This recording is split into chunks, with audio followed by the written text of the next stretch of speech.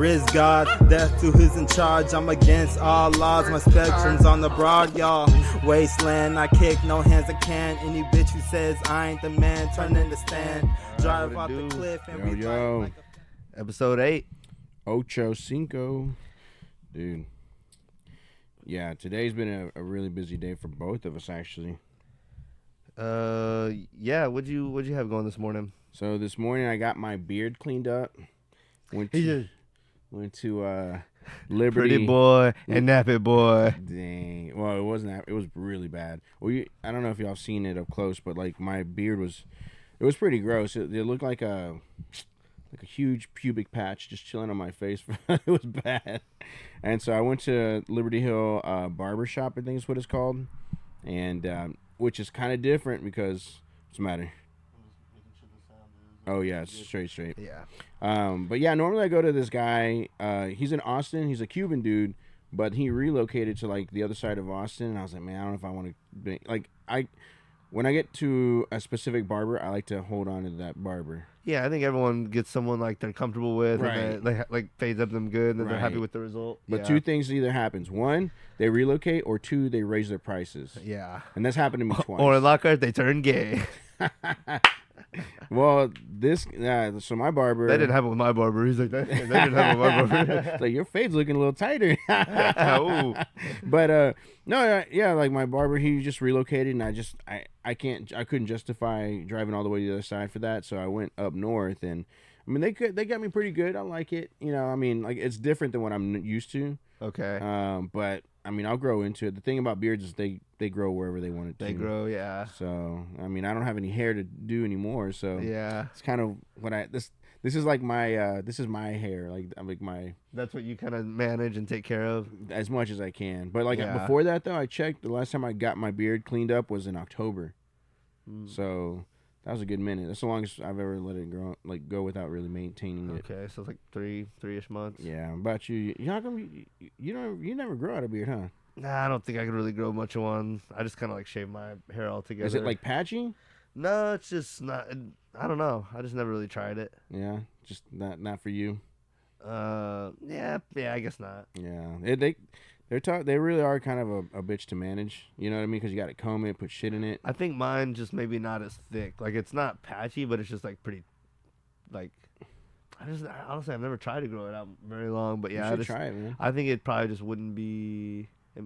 It'd probably be like Donnie's or something, just like kind of like I think it would grow, but it would just be pretty like kind of thin, Yeah. Mine kind of falls in that realm, but I like do little things here and there to try to make it fuller. I've seen dudes that actually like paint in their they airbrush that shit. Like, have you seen it? Like, I'm trying to think of who does it. Like Fat Joe, all these rappers. Yeah, it's like the line's like too sharp. You can tell. Yeah, Rick Ross his looks so terrible. I feel like it's not as bad when you're black because it like blends in with your skin a little better even when they do it sharp. Yeah. But when you're like Fat Joe, who's like, Mexican or Hispanic or whatever, you can really tell because his skin, he's like light skinned. It's like a Sharpie. Or like Drake. Yeah. When Drake does it, you can really see it. Yeah, I don't know. To me, it Or just Budden, Joe Budden does it. it looks goofy. Yeah. But yeah, so shout out to them. And then earlier I went to go get my eyes checked, which so the prescription, this was like to get my whatever, like an updated version of what my eyes are, and the contact lenses that I was wearing, remember that I was like poking around with them because they were so dry and all that? Bro, I've had those since 2021. The same ones? Not the same ones, but like I got my eyes checked in 2021 and they gave me like a 6-pack that was supposed to last me like one a month, but I would wear one and then I would stretch it out for like 4 months. Ooh, why? Because I was being cheap. Yeah. I would be the guy that would get his eyes checked and get like the free trial pair, and then I would never go back. So you're rocking the free trial pair right now? For now, but Yeah. I mean, I've learned my lesson, dude. You gotta, you when it comes to, when it comes to your vision, you don't want to be cheap on those things. So I'm getting my prescription. I already got my prescription, but I'm getting my contacts because I have such a terrible stigmatism, which it's pretty much like when you get a camera and it's like not focused. That's what astigmatism looks like from my point of view. But I'm getting some trial pair of contacts, but they have to be specially made since mine's a really bad stigmatism. And then I'm going to look into getting some prescription eye glasses. And I'm not thrilled about that because I haven't worn glasses since I was in high school, and I already know they're going to be problematic. I guess there's pros and cons to contacts and glasses. Yeah, you don't wear anything, do you? No. You got that 20/20? Nah, I feel like my vision's like not like it's getting a little worse slowly. So I could see by like maybe 40 or around there, I could probably have to wear something. Yeah. Like my uncle and my dad both have to wear like some kind of like low level shit. I think when they read or whatever. So Right.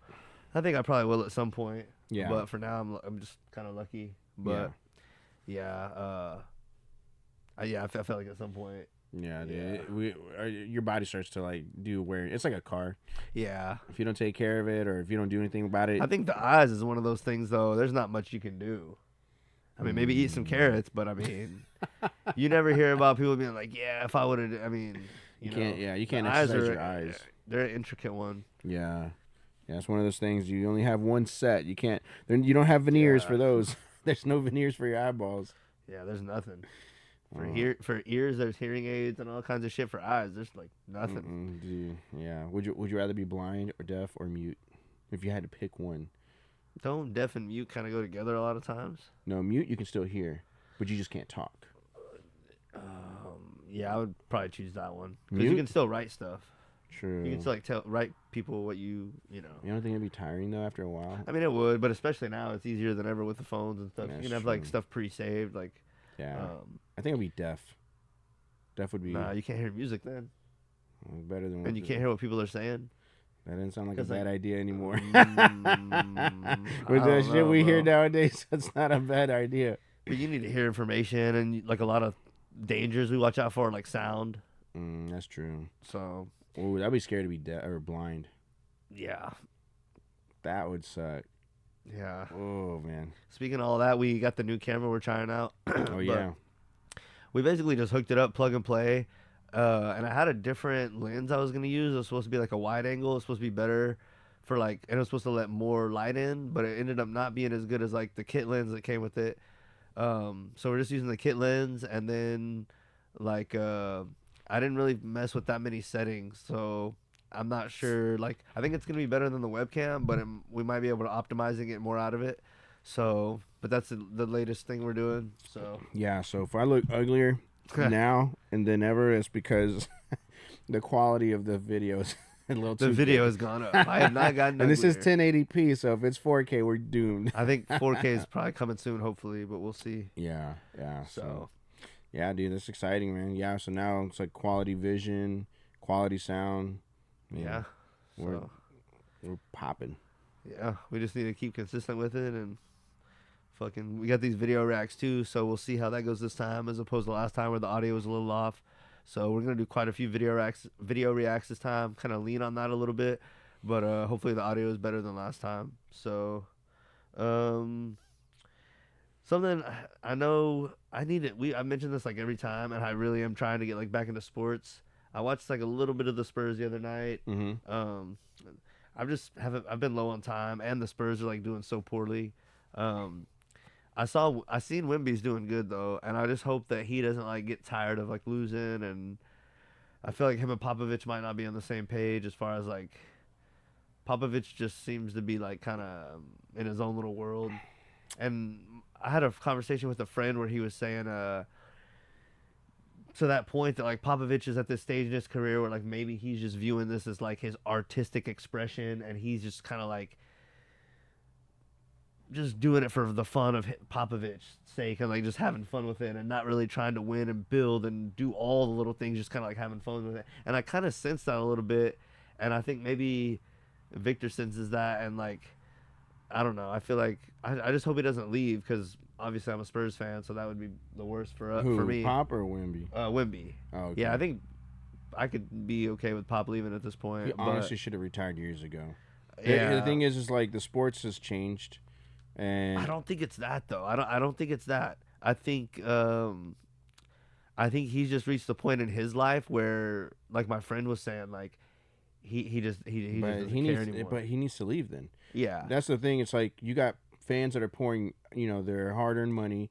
They don't want to go over there. This isn't like an artistic show. Like if that's the case, then he needs to go, coach in the G League or whatever. But this is not the team to do that with. He is a championship winning coach, not an artist. Like you know what it takes to win. If right now this is something that's for your hobby at this point, then he needs to make room for the next person in line. The thing is like I don't know why he's still coaching. Like it's not. No one's forced him to leave yet. It's just one of those situations where he's been in good with like the owner, RC Buford and him. I'm sure are like real cool and like all that winning has made it good. And they're longtime friends, and it becomes one of those situations where it might take him a year or two longer to get rid of him because all that. But even Belichick got fired. I know, but Robert Kraft is a little bit more of like a. There might come a time. But I just like for me, I'll be honest with you. It's like I said, I've fallen out of the Spurs for a little bit. And I think partly it's because like Coach Pop has been there, and again I have nothing personally against him. Like I think he's one of the best coaches to ever be on the court. But at the same time, it's like dude, like don't be the old guy that people are like oh that's just Coach. Like they're not gonna honestly like it's almost to the point where I think there's not that respect factor anymore from fans and players. I mean, don't get me wrong. He's one of the respected coaches, like he Hall of Fame, less than that. But I mean, right now, I think for him, it's harder to get like a younger kid to listen to him than where they were 20 years ago. You know what I mean? I feel like, and that's what I mean. Like the game is different. Yeah, it's one of those things where like I kind of maybe to add to your point, like there's a different hunger and a different like level of involvement and like hands on when you're coming up and trying to like. Back in the day when he was trying to win. Yeah. That's why like happens with rappers and shit. Like they're so good when they're coming up because they're so hungry and they're trying to work on every single part of themselves as an artist, so everything's on point. And then they get there and sometimes it suffers because they don't have to work as hard. Yeah. So it's like he made it now and he's not having to prove himself as much. So like sometimes that can rub off and everyone can see it. Like because the Spurs didn't make the playoffs last year, did they? I don't think they. I don't think so. I don't they think have a lot of young guys and stuff, but it's like I feel like they're going backwards right now, and I'd hate to be that team that just all of a sudden becomes a shell of itself because that's what it feels like right now. But I don't know if you were aware, but today is that 4-year of Kobe Bryant gone to the day. I didn't know that, but I think it was on the 22nd. Yeah. So what was that? Like Monday? Yeah, Monday or Tuesday. Let's see. Yeah, Monday. Embiid, I think, dropped like 80. Mm-hmm. And then Cat dropped like, I want to say like 60 or 70. And that was on the anniversary of the Kobe 81. Yeah. So that was crazy. And the fact that it was like two big men, which hardly do that, and on his anniversary of his 81, that was crazy. Yeah. Yeah, no, it's and pretty then now, nuts. like a week later, is on the anniversary of his death. That's kind of crazy. Yeah. Do you remember where you were at when Kobe died, or when you found out? I'm pretty sure I was at work, but the first thing I just remembered thinking was like, I don't know. It was almost like the Nipsey thing where it like didn't really set in or really seem real, but what was weird like that week was that like. It was, I don't know, maybe my perspective is different now that I'm a fully, like, into my low 30s, like a fully grown man or, like, a different age man or whatever, however you want to put it. But, like,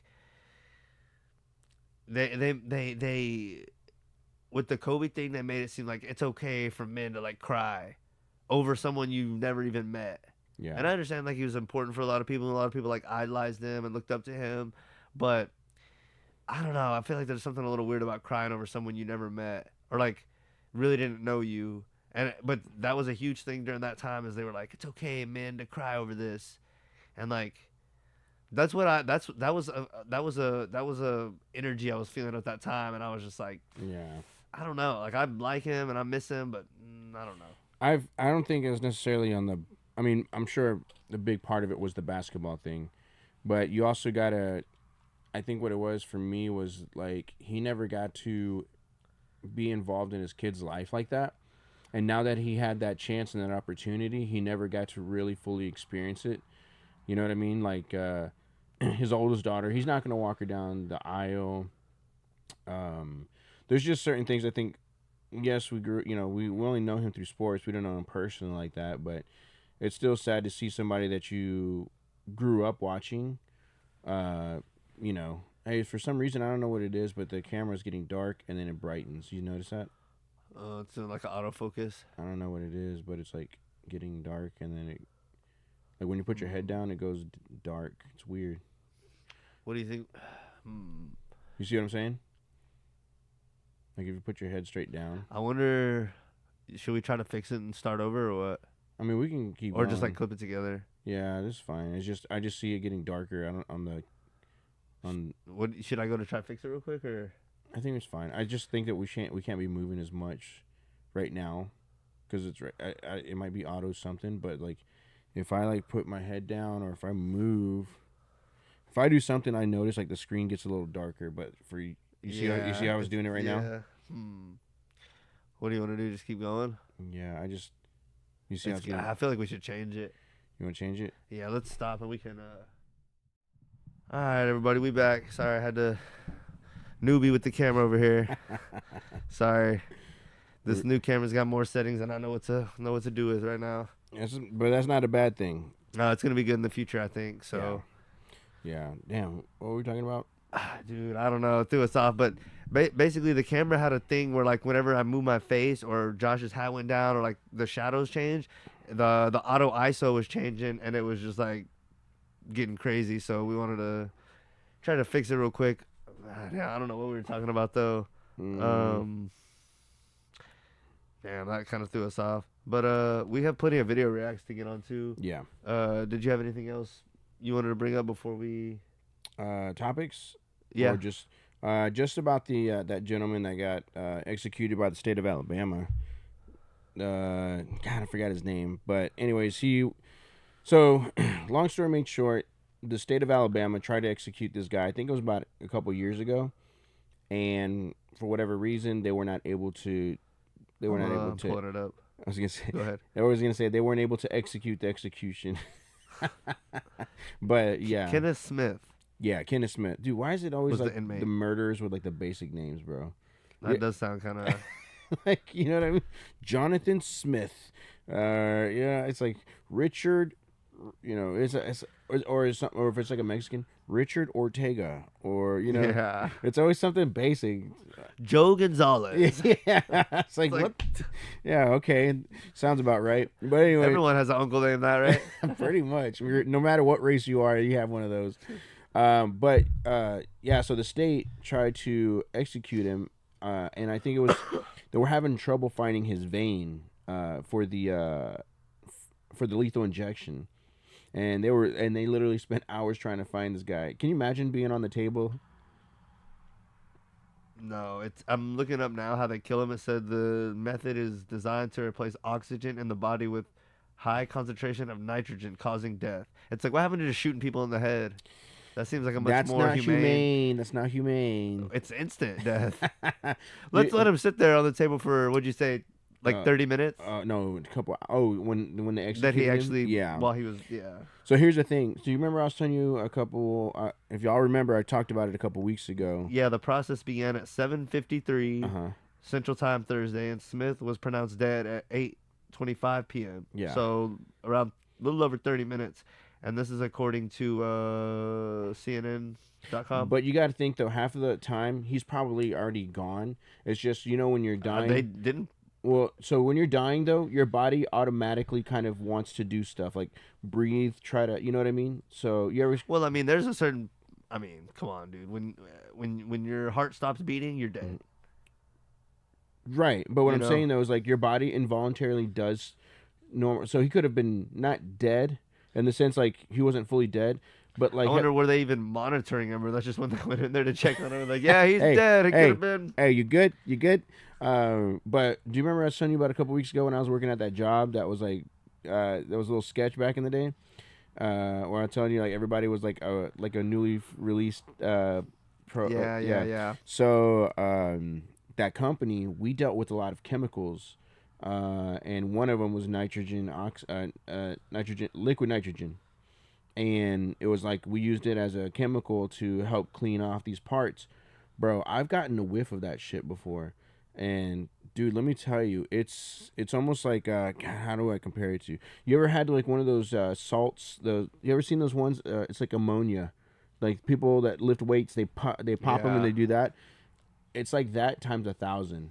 And I remember this one time I had a whiff of it in my nose, bro. Like I'm telling you right now, it really was like one of those things where I was like, I never want to smell that scent like ever again. That scent was just so strong, dude. Like I wanted to pass out.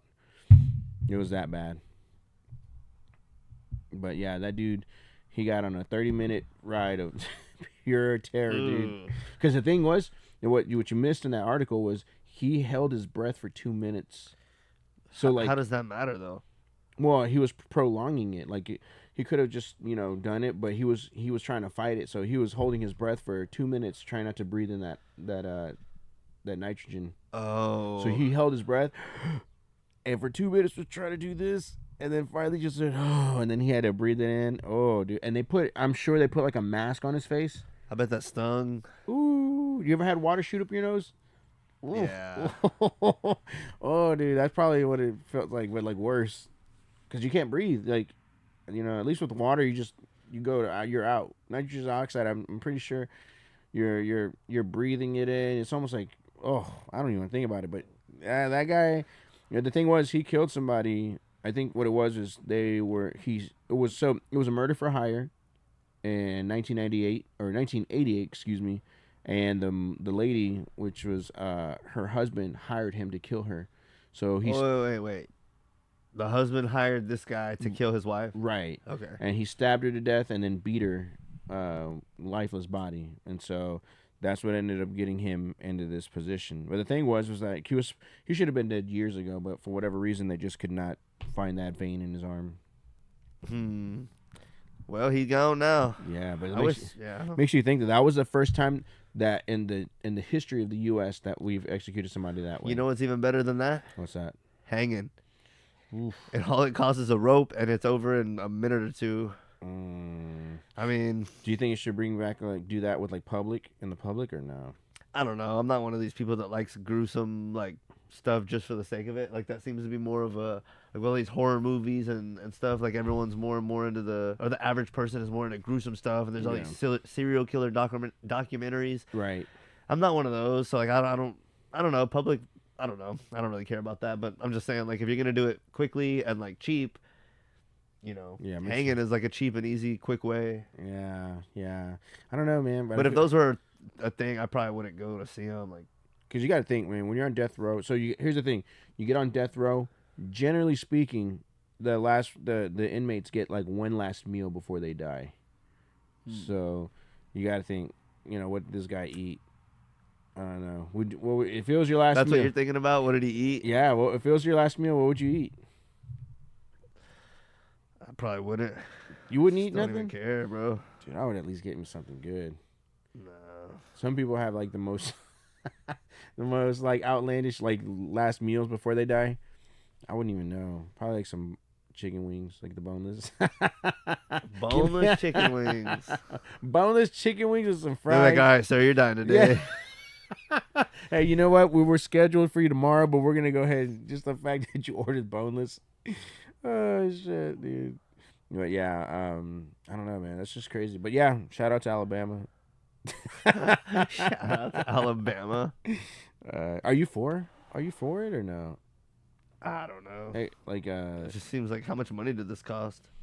I don't know. I just don't think it's effective. What if it was $20?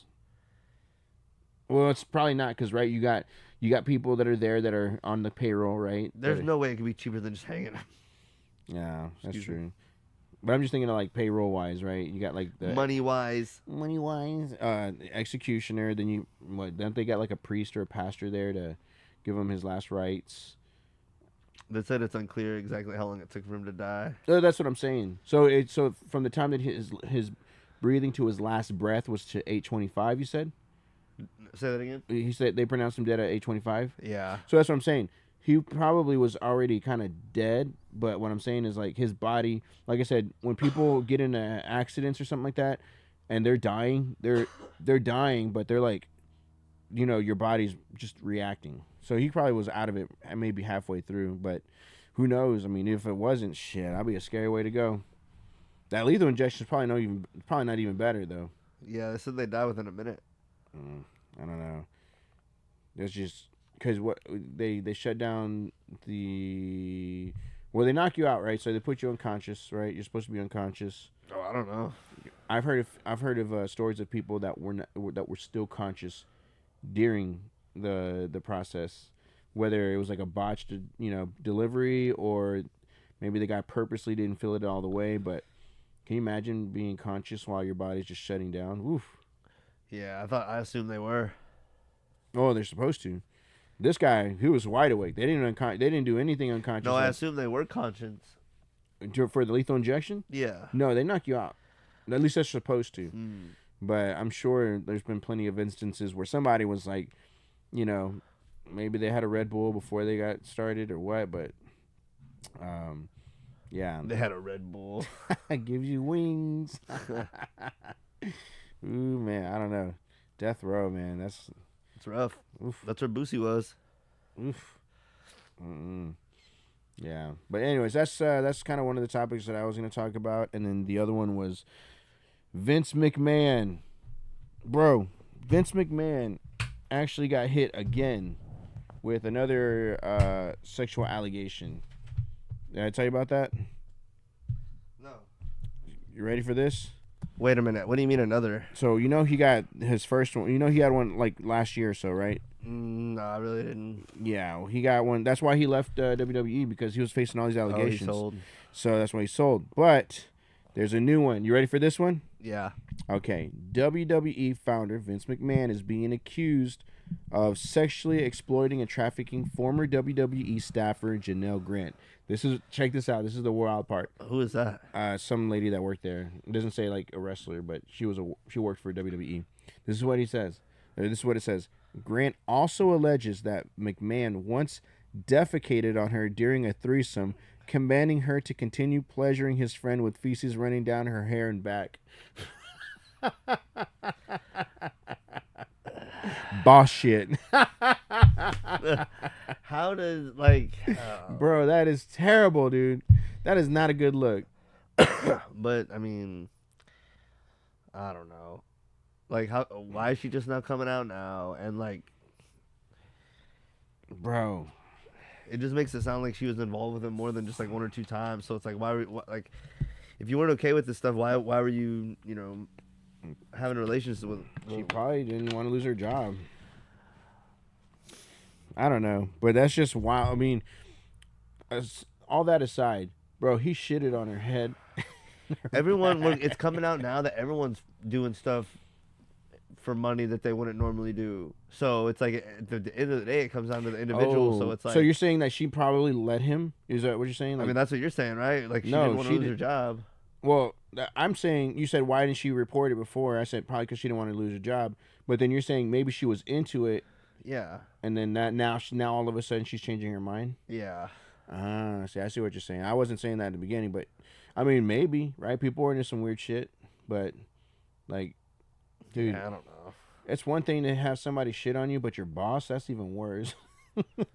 Yeah. Having your boss shit on you, that's not a good look, man. Well, and anybody for that matter, but yeah, I mean, maybe she was into it in the beginning, and all of a sudden she's like, well, I have witnesses that saw it happen, but now I'm gonna go and say like this was, That's a fine line to draw, because the government, I don't know. Right. It's all this huge thing of what governments can and can't tell businesses what to do. But here's the thing: this is not Vince's first time being accused, right? So it's like the first go around. Okay, you know what? Maybe we'll make it 50-50 it. This second, third time, you're kind of like, oof, it's almost like the Cosby thing, right? Like when Cosby was getting accused, the first ones were like, man, I don't know, like I can't see it. But then after a while, when there starts to be a pattern, kind of like Deshaun Watson, same thing. Like, man, if it's multiple times, dude, something's up. Something happened. You know what I mean? I don't know. What are your thoughts? I don't know. It's so hard to know what's true anymore. Well, if somebody's getting accused multiple times, it's at that point though, you're just kind of like, that doesn't mean anything now. You don't think so? No. If all the stories are lining up the same, like the same MO, you don't think that there's some validity to it? No, because things can be planned out now.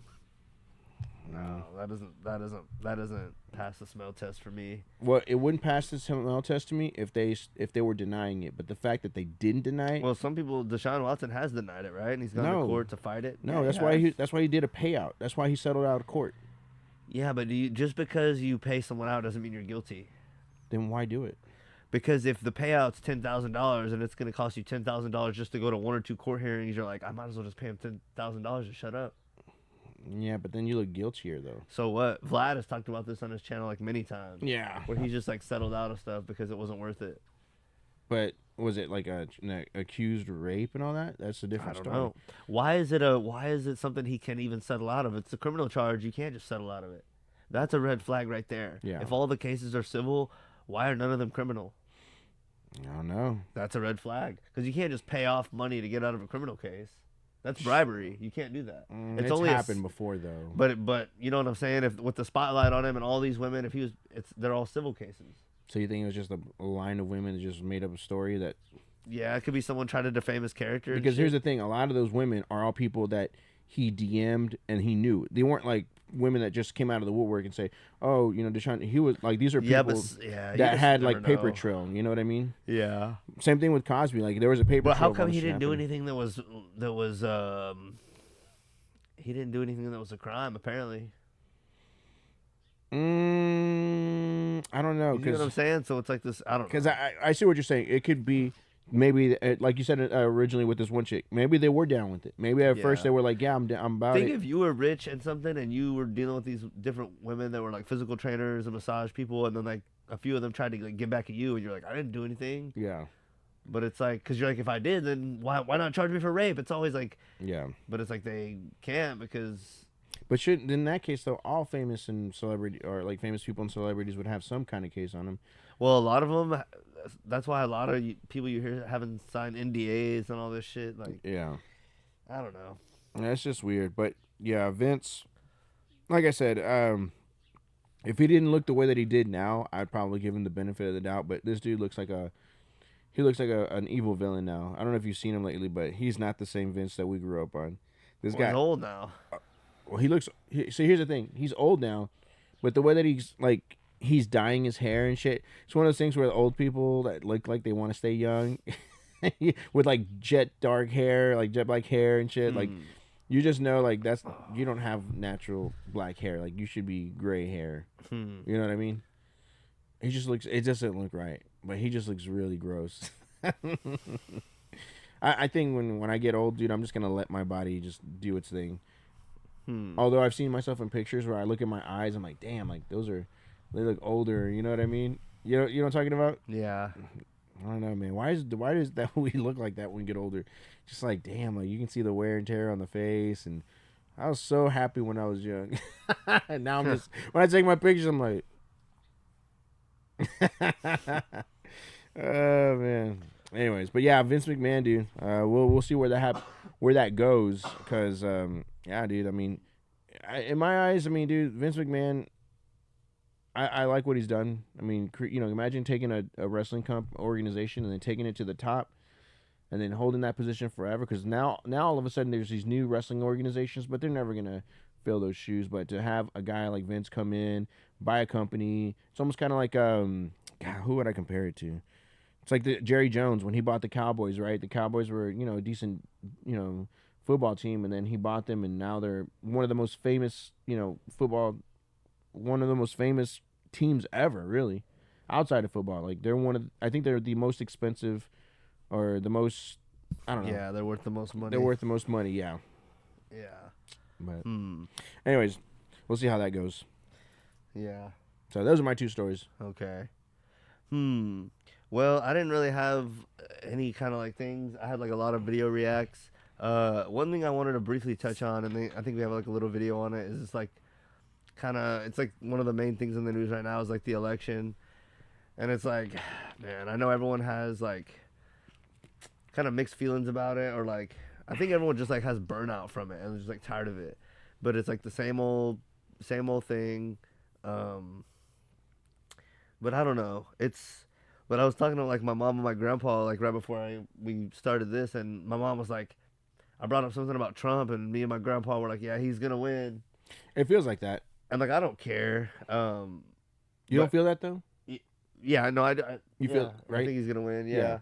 And my mom was like, oh man, I don't want him to win because like, and we were talking about how he was like trashing Nikki Haley, and my mom was like, you know, I don't want him to win or whatever, and she's like, well, maybe I'll go vote for someone, and then, and I was just like, so now she wants to vote to go getting against. you, yeah, there you go, like getting you wrapped in it. But speaking of that, we got a little video.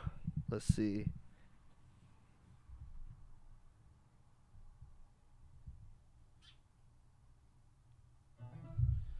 Get the speaker turned on, and we got quite a few videos to look at. One of them is speaking on the topic of Trump and all that in the primary. Yeah, he had a fresh new little tan going on too in the video. I wonder where he gets it at though. You know what I mean? Like, does he just go to like a I mean, he has to have his own tanning bed, I'm sure. What do you mean fresh? He stays with that fresh orange. But you know what I mean? It's almost like he has like it's almost kind of like an air fryer version of a tanning bed. He set it at 375 for 10 minutes, and then he walks out on stage. Oh man, look at that, dude! Come on, bro, look at that tan. What is that? Immaculate. Jesus, he looks like my damn jacket. It's the same color as my jacket, bro. Okay, now everyone should be seeing. Oh my god. Y'all should be. Trump won, but you wouldn't think Think he it from puts his goggles on? victory speech. Who the hell was the imposter? He blasted Nikki Haley after she made it clear, despite losing by double digits, she's not quitting. What a Would you? Would you? That's all Josh says. Just would you? Would you? No. No. What great about Nikki night. Haley? She's doing like a speech like she won. Only if she can do her mouth She like didn't Trump. win. She lost. You can't let people get away with. He's angry that Nikki Haley is still in the race. He Right. was insulting her. His victory speech last night sounded like he lost. These people are acting like this is the first time they've seen a toddler throw a temper tantrum. I can't believe he bit Marla over the Cheerios. It's like, this man, that's all he does. Yeah. And I mean, honestly, I'm here for it this year. Like, it's what we all expect. So like, just enjoy it. Enjoy the circus. Like, why? But I guess the newscasters getting mad is part of the circus too. Yeah. You know, like, Yeah. He was seething. He even slammed what she was wearing. When I watched her in the fancy dress, that probably wasn't so fancy. We tracked down This that guy, fancy dude. dress. It's from designer Ricky Freeman and sells for $570 at is that a flex? Yeah, I mean, I look, feel like that's a flex for like me or you or like our woman, but like for someone see, but I think like a that's presidential candidate, I think that's why she did that's it. the play. Yeah, she was like, "Listen, I could have dropped 5 G's if I wanted to. But I'm trying to be like I want to be every woman. Yeah, because I think when a lady spends money on a dress, you know what I mean. She's gonna put a little more effort into like, dropping $500. I mean, that's still nothing to sneeze at. That's what I'm saying. Yeah. She wants to connect with the regular common lady, you know what I mean, the middle class, Yeah. if you will. 570 is like, I could see myself spending that, and they even said it right here, like, this is something like. Oh yeah, They even put the promotion right there. Like, yeah. And even marketing is 570. It looks like whatever news place this is did their own like little. their little logo, the for Ricky the- Lake Show, and then Yeah. she put the tag on it. Yeah. Hey, what do you think about the dress though? Do you like it or not? I mean, it's modest. It's It goes below the knee. Yeah. It's a little sexy, but It's I don't. alright. I don't like the shoulders though. The shoulders are kind of got like the little Roblox thing going on there, Yeah. and then the cuff it stops at like the elbow. I don't know. Look at me over here talking like a fucking fashion designer. Yeah, Like, like you I know hate anything. it. It's all terrible. Oh God, no, it's that. alright. I mean, it's presidential. Yeah, I'd say that. Neiman Marcus. They told us they've been inundated by inquiries all day. Yes, Some are they saying have. Haley deliberately provoked Trump. With Donald Trump, you have one bout of chaos after another. My problem with her, she has those thin white lady lips. She reminds me of somebody I've seen before. It's That's almost like the Sarah problem. Palin. You know, she's got those little. Can those you little, suck it? Yeah, little slit lips. But you know, isn't Little she? tight lips. But I don't think she's white. I think she is, right? No, I think she's Indian. No. Yes. Yes, I think she's actually like Middle Eastern. I know Pocahontas got fatter lips than that. No, well, not that Indian. I mean like Middle Eastern. Oh. Let me see, Nikki Haley. I feel like for some reason, let me see. I feel like,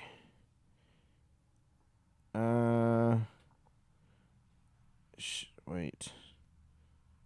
I can't find it, but anyways, Indian Americans. Yeah, she's Indian. Like her family's from India. You know what I mean? But I guess she grew up in Carolina, so she's kind of like she's a Southern folk more than anything. But yeah, she's Indian though. Huh. This court case, that controversy, this tweet, that senior moment. Listen to the reaction from her supporters. There's reporting that Nikki Haley intentionally poked the bear, intentionally tried to provoke him to mouth off, which he did. Following his victory speech long into the night, Trump continued to rant on social media, in all caps calling Haley bird brain and delusional. His last post. Bird brain? Bro, listen. Guys, you gotta understand. This is Who is that, Myron? This is Donald Trump. This is like you said. This is him, bro. But bird brain in all caps. He's just in first gear. Dude, wait till they go head to head. Yeah. Oh, dude, this is gonna. But here's the problem, though. This woman. This is the problem, though. You know, Donald Trump. He's been like obviously in a lot of scrutiny the last year or two. Especially with all like the people trying to get him to not be a candidate. But it's like, man, Donald Trump, the reason that a lot of people like him is because he's so upfront with it. You know what I mean? He's not, he's going to speak his mind, and either you like it or you hate it. Yeah. You can't, he's one of those guys you're not on the fence on. You're either with it or you're not. You know what I mean? There's some politicians, like I feel like Bill Clinton was one of those guys that people are like, well, you know, this and that. Donald Trump is absolutely no or yes. You know what I mean? Barack Obama, I'd even give him that. People would be like, you know what? Fence, yeah, like, you know, I'm a Republican, but I can see this and that, blah, blah, blah. Donald Trump, no. Yeah. No, dude. He's a very yes or no guy. Or you're fired. You're fired. Yeah. He's just part of the system like all the rest of them. Yeah, this election, like I said, I feel like he's gonna win by a landslide. I could see it for sure. It just feels like it. Yeah. It just feels like it. What's funny was when he did win it, I was like, he did? Like he won it for real? Like Yeah. it was a shocker. I don't know what to think the first time, but it wasn't that surprising. Oh, I thought we were going to hell. I thought this country was gonna. I was like, dude, we gave the presidency to a celebrity, and you know, there's nothing else. It's like that one lady. No, you ever seen her? No. She's like, no. Oh yeah, dude. It's a famous video on YouTube when this lady they announced, they're like, now announcing President Donald Trump, and you can tell she's like a hardcore leftist, this and that. And she's like, no, like. Bro, Jeez. she hate oh dude, she was in hell for 4 years after that. Oof. Yeah, I'll show you the video. You'll be Okay. like, ooh. But she fell on her knees and said it. What was it called? No lady meme Donald Trump. It's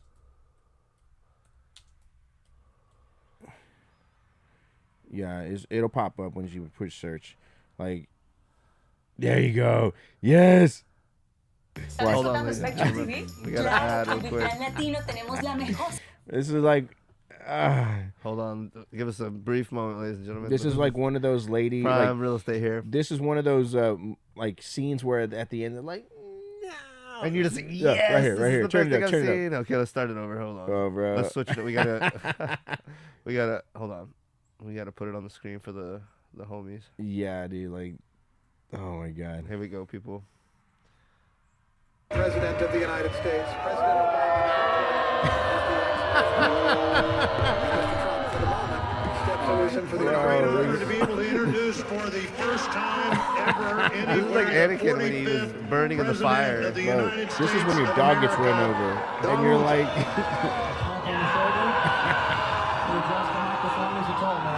oh yeah, man. She could have been a rock. Like a rock. I am so sorry to my world. I am so sorry to my world. It's not what we want. We will face. They have Mussolini in the back. So like, much potential. Look, she's having a breakdown. This is real life. Like Beauty and for devastation. In this one moment, it's just almost incomprehensible that they can exist right now. So. And we are grateful. But she survived, though. She survived. Wow. That was beautiful. But I'm telling you, though, like, I feel like this is where we're going to head again. And the thing is like, look, I'll be honest with you. I'm not much of a Donald Trump, like, bandwagon guy. Like, I'm not going to rock a Make America Great Again hat. Like, No. he's not, like, the ideal candidate for me. In fact, I don't even know if there is one. But I will say that a lot of the stuff that I think that's happening in the world wouldn't have been as intensified had he been in office. Could it still happen? Sure, maybe. But I don't think it would have gotten to the degree that it's gotten to now, because I feel like with Joe Biden, it's just, I feel like it's kind of like with the wind. He like grows with the wind kind of deal. Where I feel like with Donald Trump, he was just like, boom, like we're going to put a stop to it. No, like no questions asked. That's just my personal opinion, but it's just a bunch of, it's all a show. What can you can you give me something like objectively that was different in your life, like when the presidents were different? Yeah, the economy. Like what? The economy wasn't as bad. Housing was. Well, when Trump was in, yeah, it was better. Yeah. Do you think that was because of just like the ebb and flow of the economy, or do you think that was like actually because of something Trump did? Could have been both. A mixture of both. Because like, why did the stock market crash in 2008 or 9? Was that because of Obama or Bush, or was it just like because of the timing and other things? And you know what I'm saying? Like, did COVID hit because Trump was in? Like, it hit when he was in. Did he have any control over that? It's like certain things. I wonder were just gonna happen. Yeah. You know what I mean? Like. Yeah, well, here's the thing: like those kind of events, they're gonna happen regardless. But it's the way that we react to it is where it matters. You know what I mean? So, if Donald Trump was still president, would we have had it shut down the way that we did? Who knows? You know what I mean? Like, would it have been to the degree that we had it at? Because I feel like he would have been like, no, like he's a businessman. No, we're not gonna let this affect our businesses. But then again, they could have easily overturned his decision, but at least we knew where he stood with it. But the thing is like I said, things are going to happen regardless. 9/11 was going to happen. COVID was going to happen. Recessions are going to happen. But it's about how we react to it. Okay, yeah. So, I mean, those things are just inevitable, unfortunately. And like you said, it's just something that it's part of the plan, right? It's just something that keeps us on our toes and keeps us alive. But it's the president that, because we've had some really shit presidents out there in the past that is just. Like, man, we could have really done without that one, you know.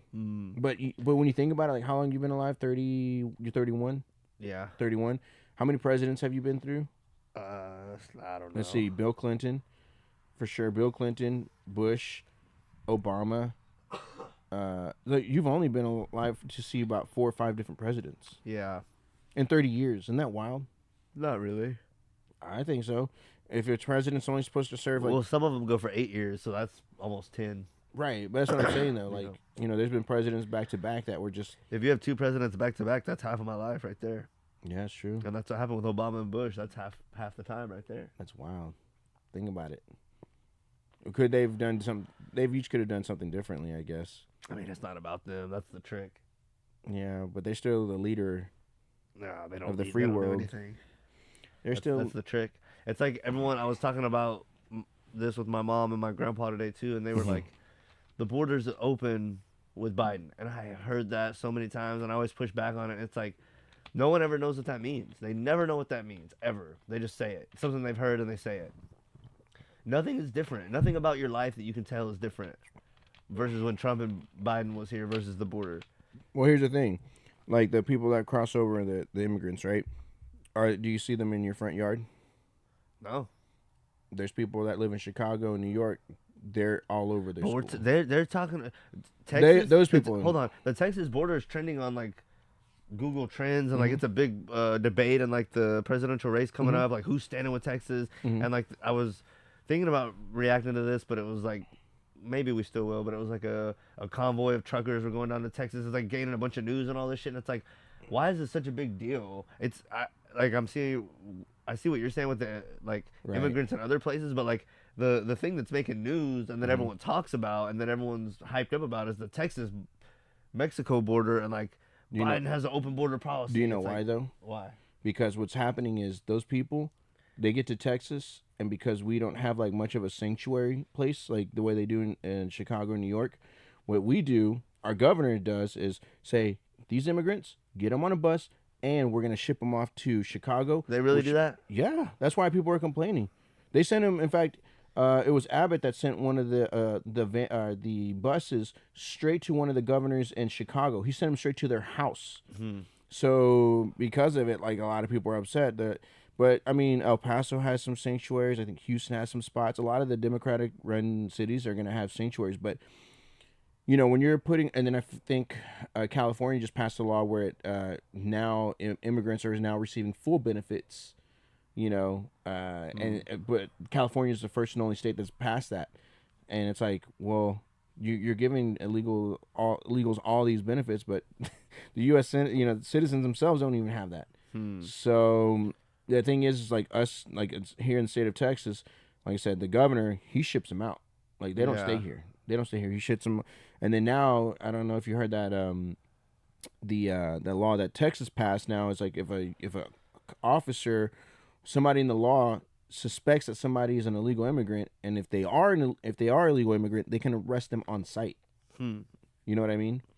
So Texas is cracking down on that really tough, and so now that's why it's a lot. It's really big controversy because it's like we're literally next door to Mexico. You know what I mean? I mean we're literally the gate. It's either Texas, Texas, Arizona, California, and then what is it, Nevada? One of those, like the border, all of Mexico.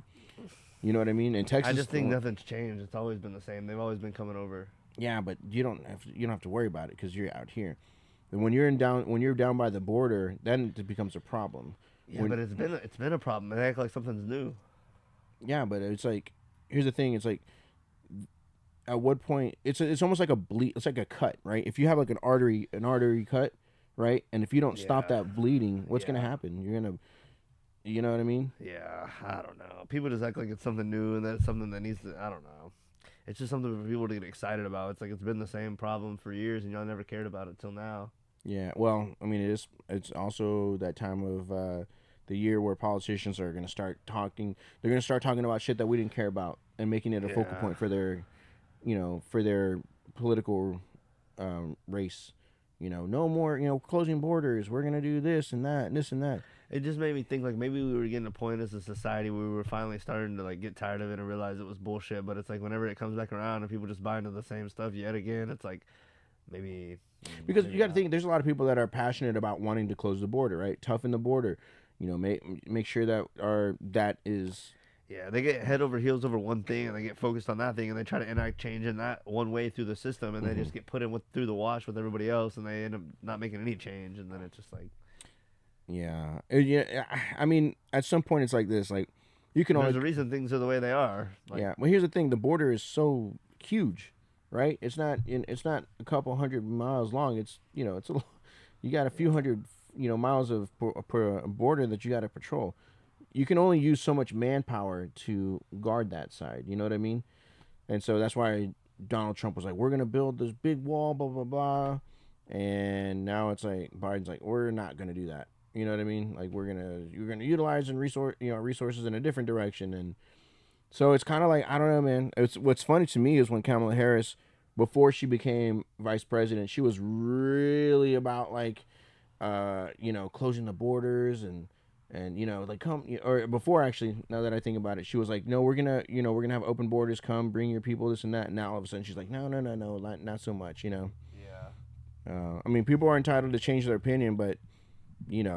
Is this thing focusing now? I feel like I turned off the autofocus earlier to try to correct it. Now, does it look a little blurry or no? I'll be honest with you, my contacts, I can't really tell my contacts. Fuck it, I guess we'll just roll with it. Okay. Or you think I should go fuck with it real quick? Yeah, I mean, we can edit. So I'll continue talking as you do that.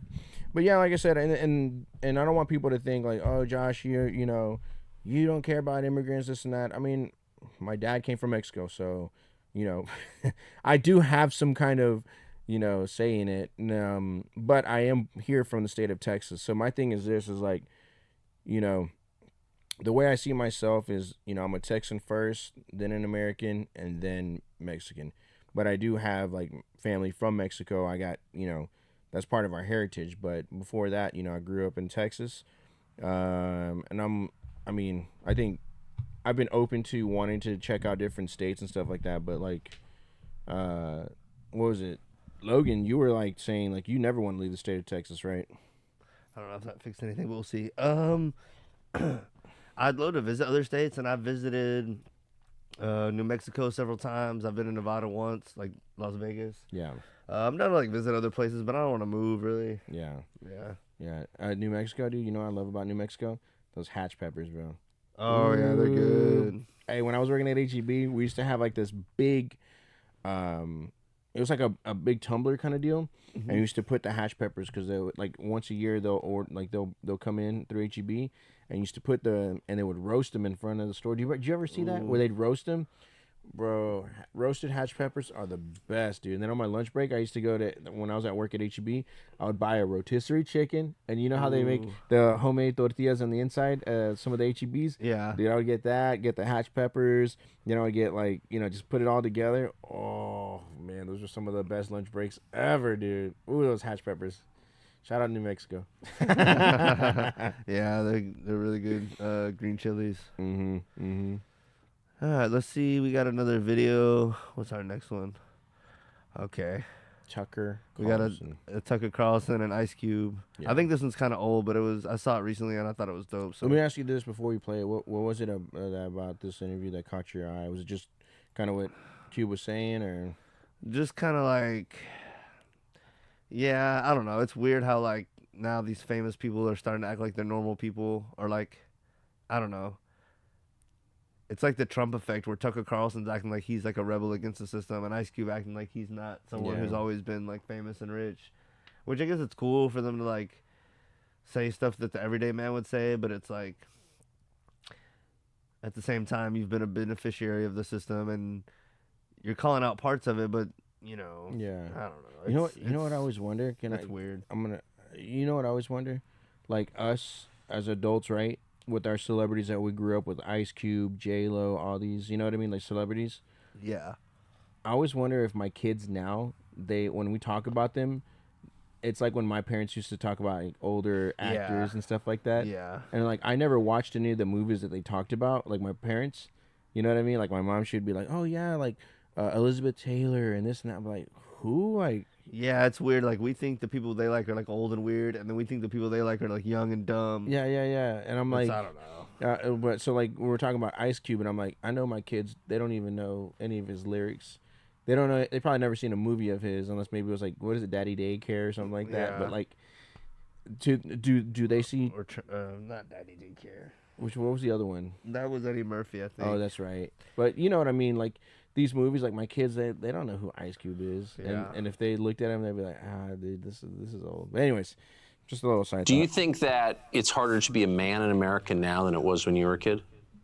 Yes. Saying what you feel, being yourself, is what they call toxic. You know, we shouldn't be called toxic for our instincts and for, you know, I was born this way. What are you talking about? You know what I mean? Like, why can't we be ourselves? We were born this way too. So there are some groups, like if I say I'm trans, and people say, that's great, you were born that way, we affirm you. But if you say I'm just a dude with male instincts, you're not affirmed, you're attacked. Yeah, I mean, everybody doesn't really have to affirm you. You know, if I wake up and say, you know, I feel like a pigeon, And I want everybody to treat me like a pigeon. Some people may say, whatever, Cube, we treat you like a pigeon. But some people may choose to be like, dude, no. That's your world. I'm not part of it. And what do you think about that? I have to be ready for that. It's a big world out here. Everybody doesn't have to just a minute, I'll tell you. Adhere to me. That's called narcissism, right? Yeah, it seems like it. Yeah. Seems like you're trying to bend the universe to your will. And it don't work like that. We've been talking almost all day now. You haven't mentioned race a single time. You've mentioned economics, rich and poor, a number of times. Do you think that we overplay the role of racial conflict in American life? Yes. Bullshit. I think race, it takes up too much space. There's people that we all have in our lives who are same race that we can't stand. And there's people in our lives from other races that we get along with way better. So it's not about race. It's not about color and gender and this and that. It's about who. Well, I think it is. Tucker Carl, did you hear what his question was, though? He's like, do you think that race has to do with economics and, like, is there, like, a play into it? And, of course, Ice Cube, who's a millionaire now, he's been rich since the 90s. Of course this doesn't affect him. But, like, if he was, like, a regular dude on the street, he may have a little bit different. Yeah, but he's saying, like, being black didn't hold me back from doing what I did. Right, but that's because he made it. Not everybody makes it. So he's saying it wasn't about being black or white. It was just about the odds, and I made it. Right, but no one cares about Floyd Mayweather being black. They just care that he's the best. But what is he doing? He's not playing chess. He's not building rockets. What is he doing? He's an entertainer. So of course, he's not. But my point is this: is like if he wasn't rich, he'd probably have a difference of opinion. No, I don't think so. I mean, it might make it take him longer to get to that, but like, it's not about race. Yeah, I think what happens though is like these celebrities, they get all this money, and then they have this social status for as long as they, like I said, Ice Cube's been rapping since the 80s. Don't you think about people who want to make about race want an excuse? As far as what? They want a reason to blame their situation on race and have an excuse as to why they're not where they want to be. I think not X because of race. Yeah, no, I think I think people do that, but I think there's also not. I don't think that's necessarily false either. I think there is some play into it. Yeah, I don't think there is. You don't think so? No. I don't know. I think like I said, if he wasn't a millionaire and he wasn't a famous celebrity, he would definitely what would he be doing? He's not. He wouldn't be playing. Like, does he look like a basketball player? No. Does he look like a football player? Not really. I mean, what would he be doing? I don't know. You see what I'm saying? But the guys that are doing those positions and stuff like that, like, you know, like they have a regular job and shit like that, like they might find it like, yeah, like, I mean, if I'm living in a neighborhood and if there's economic, it's not about race, it's about money. Come on now. But that's what he's saying. I know. So what you're disagreeing with him? I'm not. You don't think there's a disparity between like races, like No. like different races, and how much? Who do you think makes the most money? Like between all the races? I don't know. Do you? I would say. I think foreigners make more than native-born Americans. I could be wrong, but I don't know. I would say it'd either be like white people or maybe Asians. Yeah. Like, you know what I mean? Don't you think if it was white people, we'd have heard about it by now? As far as what? It's nothing about being white is popular and like to shame the heterosexual white male at every turn these days. Mm-hmm. Don't you think if we were making the most amount of money, they would have fucking brought that up and like thrown that in our faces by now? Probably. But I feel like there is, like, if you go to the hoods, right, what are you going to see more of? You know what I mean? Yeah. Like I said, that's just me. Again. But I think what he was saying is, like, your race does not affect, like, anything about you. It does not affect your intelligence or your height or your... It might affect your height, but it doesn't affect your intelligence. It doesn't affect your, like, who you are as a person and, like, different, like, intangibles. Like, you know, just like social, like basically your brain and like all the different things that play into that as far as like, you know, social skills. And it's one of those things like everyone has their own talent. Like everyone's better at something in their mind or whatever. Like everyone has their strengths of like with their mind. It's like that doesn't play into your race at all. At all. I don't know. If I was to play football, It's like you said, that you'll have people of your own race that you can't stand. And you have people of different races that you get along with great. So it's not. It's more about like personalities and like. But that's not his answer. Didn't line up with what Tucker Carlson. What did he ask him? Rewind it. I don't think he was asking about economics. This get along lives, race, and it don't work like that. We've been talking almost all day now. You haven't mentioned race a single time. You've mentioned economics, rich and poor, a number of times. Do you think that we overplay the role of race? He didn't say race in economics. He just said we haven't mentioned race. We've mentioned economics and money, but we haven't mentioned race. He's saying, he's not saying. Do you feel like we overdo it, like saying like, you know, just in general, not with economics? He's just saying, do you think race plays too big a role in general in the United States? Yeah, that's my point. But and I don't think it does. You don't think it does? No. I don't know. I feel like people let it play it in their mind, but that's not how it really works. I feel like people in different circumstances would disagree because it's like I think it does to a certain degree. You know what I mean? I think it only matters to the people that make it an issue of it. Yeah, and I mean that's a weird way to put it, but like I don't know. Yeah, I don't know. To me, like when Tucker Carlson asked that question, because Ice Cube, I don't think he's a racist, right? Let me just put that out there. I don't think he is not a racist or anything like that. Not that I know of. I mean, not that I know him personally, but anyways, my point is like when Tucker Carlson was asking a question about that, it almost seemed like Ice Cube's answer was like, it was not fake, but he kind of danced around with wordplay. I don't think he did. He said it's not about race. There's good and bad of every race. There's dumb and smart of every race. Mm-hmm. So it's not a really. If you make it about race, that's on you, and that's your thing. But that's right. But I'm saying though, if Ice Cube wasn't in that position, he'd probably have a difference of opinion for sure.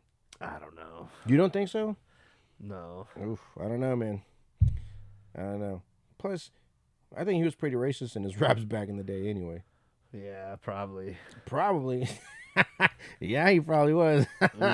But then again, like I said, people, and this is what I hate when people go, oh, well, you can't change your opinion and stuff like that. I think you can, you know what I mean? Yeah. But I think when people like ask you about it, like, hey, wasn't your opinion different than when you first? I think if you acknowledge it and say, yeah, you know what? Yeah. That was me. This is me now. But the problem is when it ends up happening, people go, nah, I didn't say that. Or, you know, I'm guilty of that shit. How many times does that happen? Austin's like, didn't you say that? And I go, fuck, I think you even did that. Like, didn't you say it? And I'm like, yeah, but so what?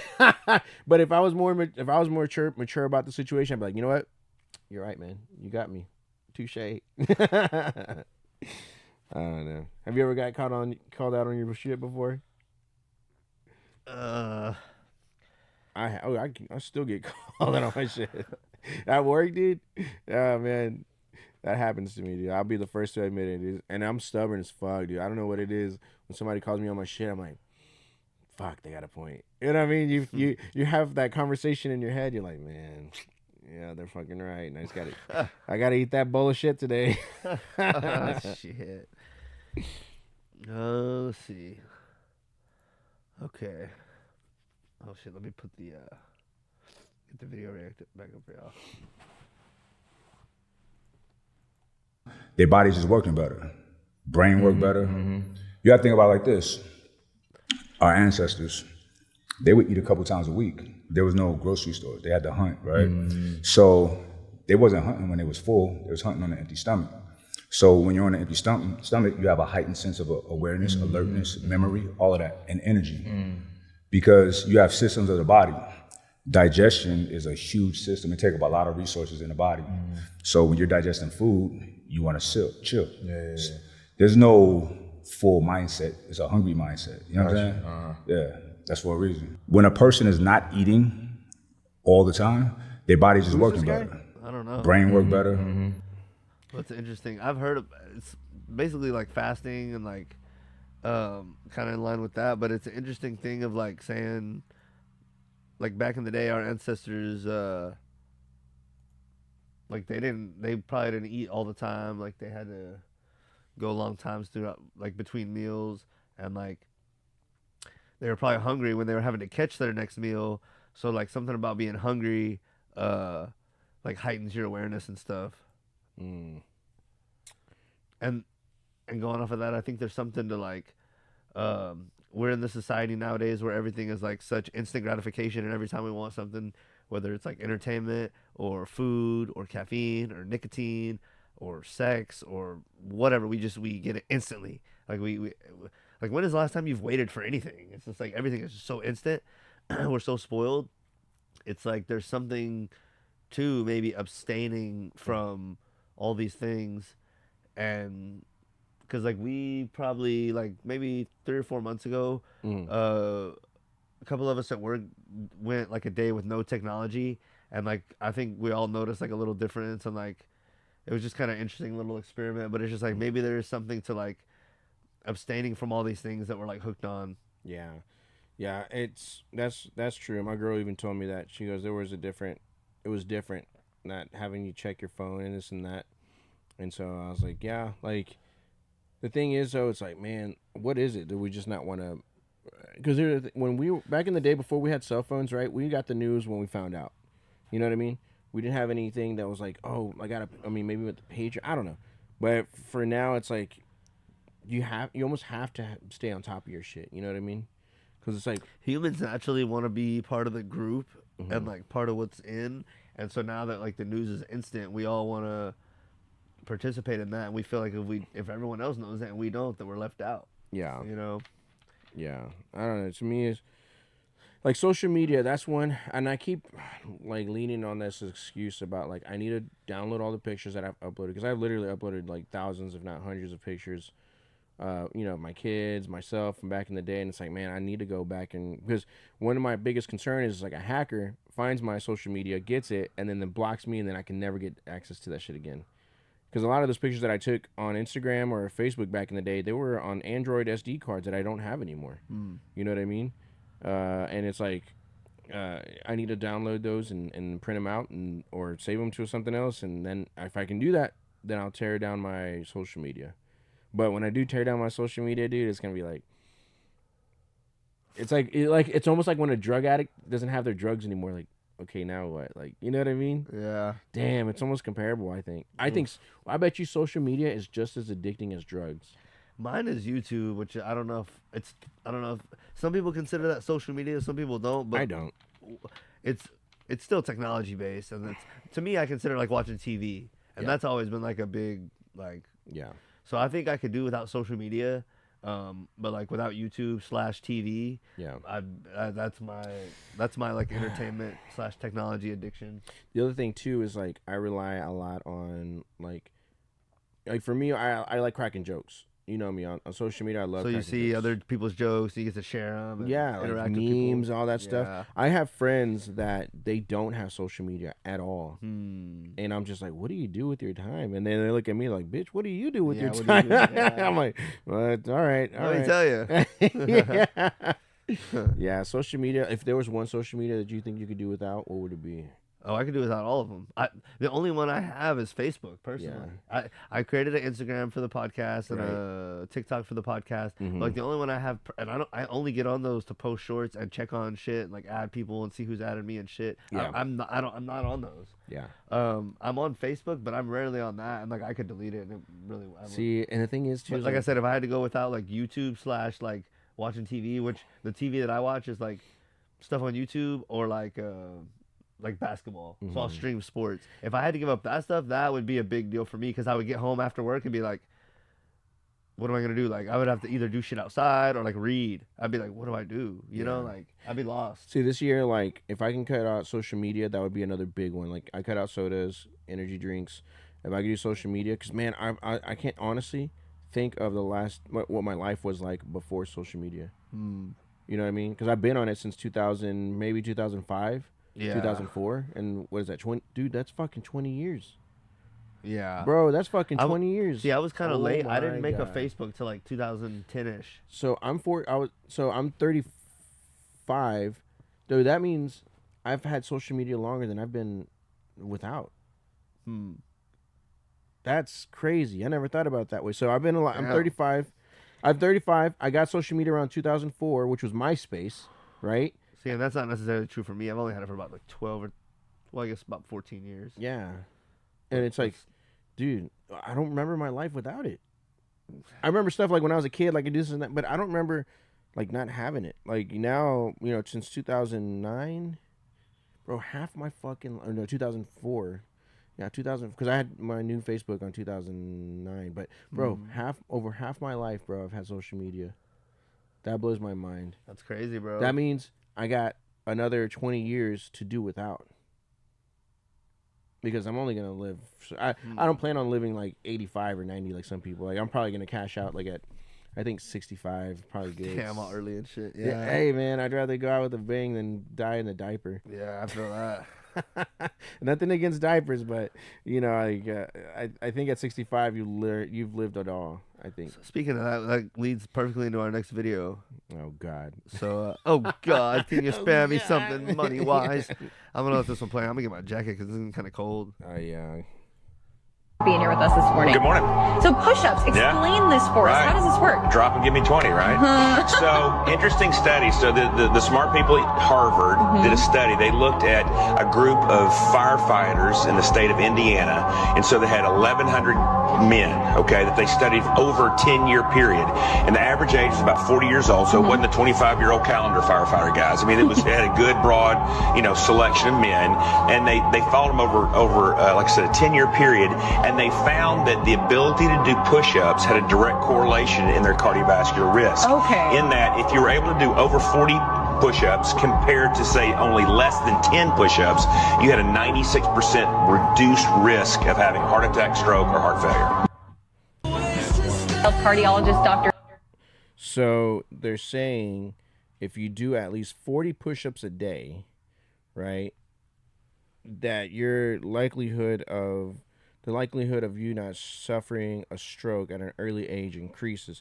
So let's do some quick math, right? So, because I'll be honest with you, I was talking to my coworkers, and Logan, you remember that I was talking about doing push-ups because I can't remember the amount that I've done. But if you're doing 40 push-ups a day times 365, dude, that's 14,600 push-ups. That ought to get the heart going. You're talking about throughout a year? Yeah. So yeah, I think he's talking about like 40 push-ups at once too, not just throughout the day, because that's two different things. What do you mean? It's harder to do 40 push-ups in a row than do like 10. Oh yeah. Not like I'm not doing 20 for morning, 20 in lunch, and then 20 in. Yeah, because I don't think I can do 40 in a row. Really? No. I think you could. Yeah, I don't know. It'd be a struggle. Yeah, I don't know. That's. How many think you could do right now? Probably like 20.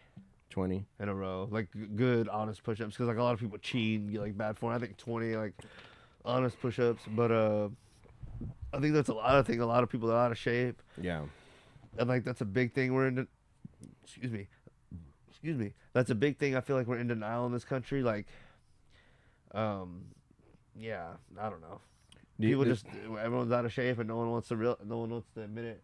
Yeah. And like half the population is women, and women, that's just one of the things I always harp on. I feel like, and that's some things we're going to react to coming up. I feel like, we're never hard on women, and telling them the hard truth. But this is everybody's like out of shape. There's all these fast food places.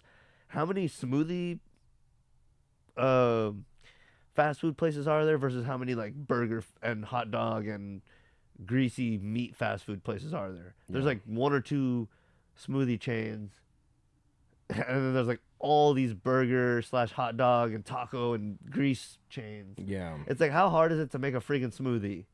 I mean, come on, bro. Like, there could be so many more like smoothie and like, because that's one way that you can serve up fruit where it stays good longer because of the way however they make the smoothie. You can keep it good, preserved longer. So I'm saying that to say I feel like there's ways where we could all be healthier, but that's just not what's like promoted and like, I don't know what we got off talking on this, the push-up thing, but like, yeah, I just feel like we could all be healthier and maybe, going off of what that other guy said, maybe there's something to like fasting and like, I know my brother a while back was doing he only ate from 2 to 10. So he only had an 8-hour window. So basically like a third of the day, and then the other 2/3 you don't eat. Right. And he did that for a while. So I would be interested to ask him if he noticed a difference or anything. But yeah, maybe there's something to like fasting, and definitely we all could be healthier and like eat better. And I feel like even the stuff that's marketed as healthy is like it's hard to trust like what the hell it is. Yeah, because I mean, you go to the grocery store and there's like, you go to like the healthy section of like the frozen food department, and you're like, you shouldn't be able to freeze food for that long. You know what I mean?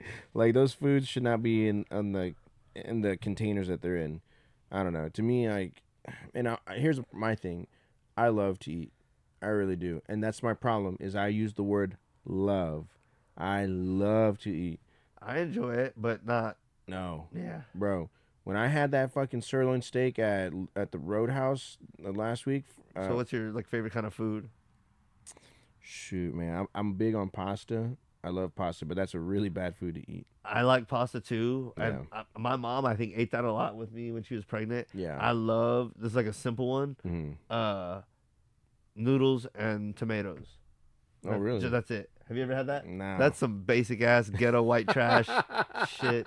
It's just straight tomato, huh? Just like canned tomatoes. Yeah. And boiled noodles. Yeah. And you put salt and pepper, and god damn, that shit is good. But it's just like plain shit. My mom used to do she used to do ground beef, and she put corn with tomato sauce and like kind of like saute it. Okay, yeah. It was good. It was good. And then we eat like a goulash kind of. Yeah. But I didn't know it was like poor people food until like I brought it up to my friends. They're like, what the fuck? Yeah, like I was like, what? Like, yeah, it was good as fuck. Like, ew. Like we were eating slop out of a trough. Like, yeah, we just piggies, come on, let's go. Bro, that's Bobby's little piggy. Yeah, like on the Christmas story. That's what people thought when I was like, yeah, my mom makes this food, and like, oh, what is it? Because they'd brag about, oh yeah, my mom would make like mashed potatoes and brag, like, yeah, we had like corn and meat, and she would just make, and they'd be like, ew. I'm like, fuck you, dude. That was gourmet night, dude. That was payday, dude. Oh man, but yeah, dude, like I just love to eat. But that sirloin steak, dude. And my thing is this. I don't like to buy expensive stuff when I go out to eat. Like, if we're going to eat, I like to keep it simple, especially when I got the family. The only time that I will make the exception on, like, splurging is if, like, let's just say the family's going out of town. I'm by myself. I might grab something. Have you wait till the family's gone? Nah, it tastes so much better. I don't have to hear about no whining and this and that. Just like, damn, this is so good. But, like, that sirloin steak, dude, I rarely do, like, I don't get sirloin steak like that. But when I had it, bro, I was like, man, I might have to start. Good. Is that the cut you usually go for? No. I usually You usually don't do sirloin? Nah, I do like prime rib kind of deal. Which one's the better cut of meat? I'm so bad. Honestly, man, I'll be honest with you. I'm not a pro like that. But the best one that I ever had was this tomahawk steak, bro. That thing is like it's like $100 steak. Yeah, and they go all out on it, dude. I was doing real estate, and this one guy took us out to eat and goes, "You can get whatever you want, right?" And this is when I realized, like, and for those of y'all who are interested in getting into sales, a lot of these vendors will go out of their way to like take you out to go eat this and that. And this guy takes us out to eat, and he goes, "You can get whatever you want." And we went to Perry's, which is like a high-end steakhouse, right? And I'd never been to, I'm just some little punk from Leander, and so I go to Perry's. And they go, I said, whatever, like, yeah. And I was like, I grabbed the most expensive one, which is the tomahawk, bro. That was like $150 steak. A tomahawk. And then on top of that, the sides, this is the restaurant where the sides are separate. And they're like $20 sides, you know what I mean? Bro, I never had lobster mac and cheese before. Hey, it was so good.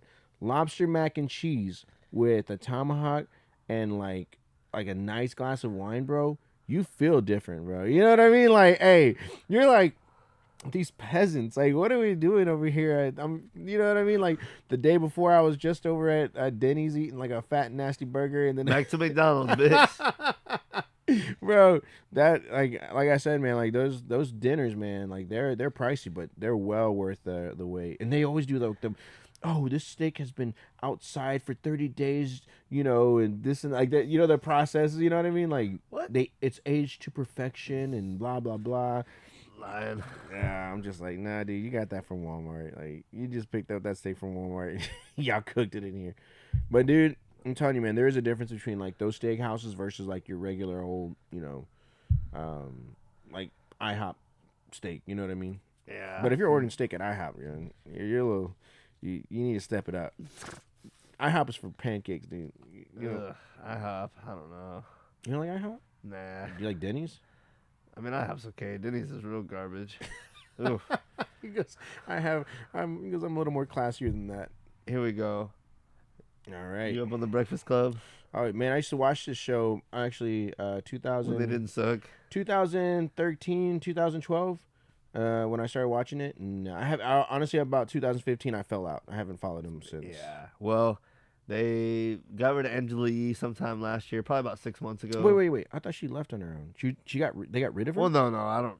She probably left. Okay. And then they tried to bring it in Jess Hilarious, and then she kind of bailed on him. So this is someone asking Charlemagne what's going on about it.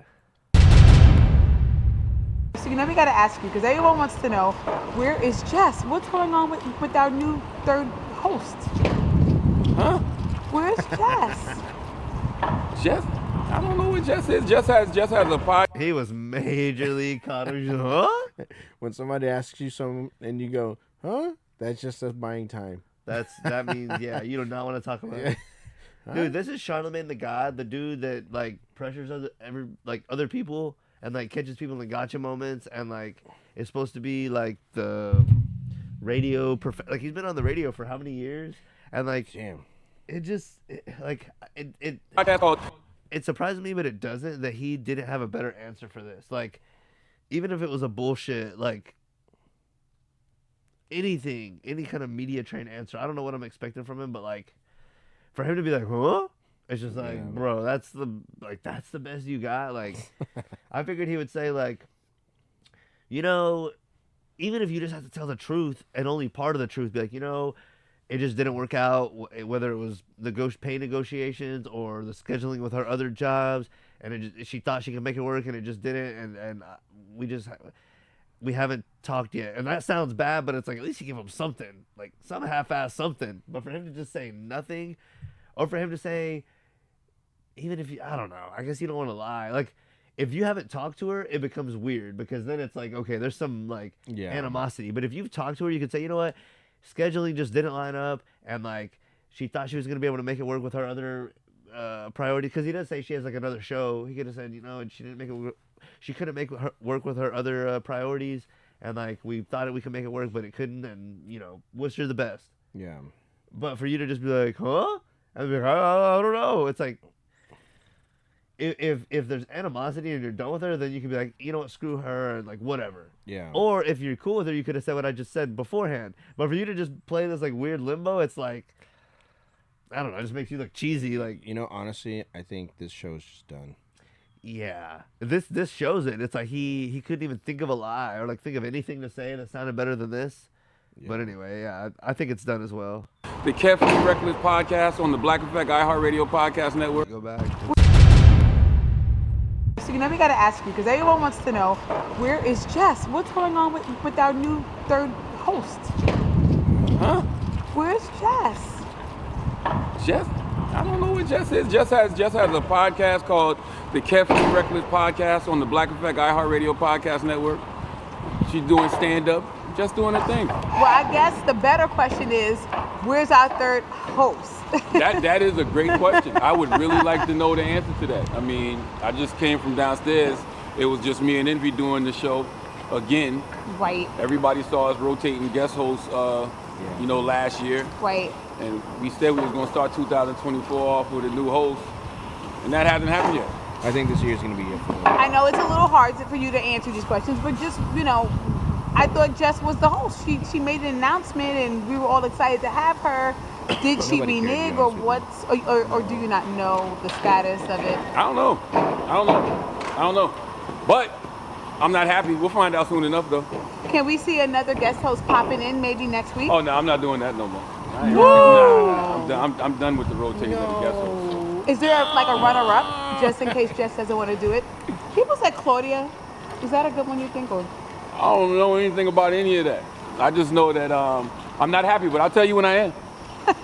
Thank you, Charlemagne. All right, peace. I'm gonna hold my breath, bitch. So here's the thing, the Breakfast Club, dude. Like I said, this is where I was telling you, and I know, and we've talked about this in the past with hip hop, in the state of hip hop right now.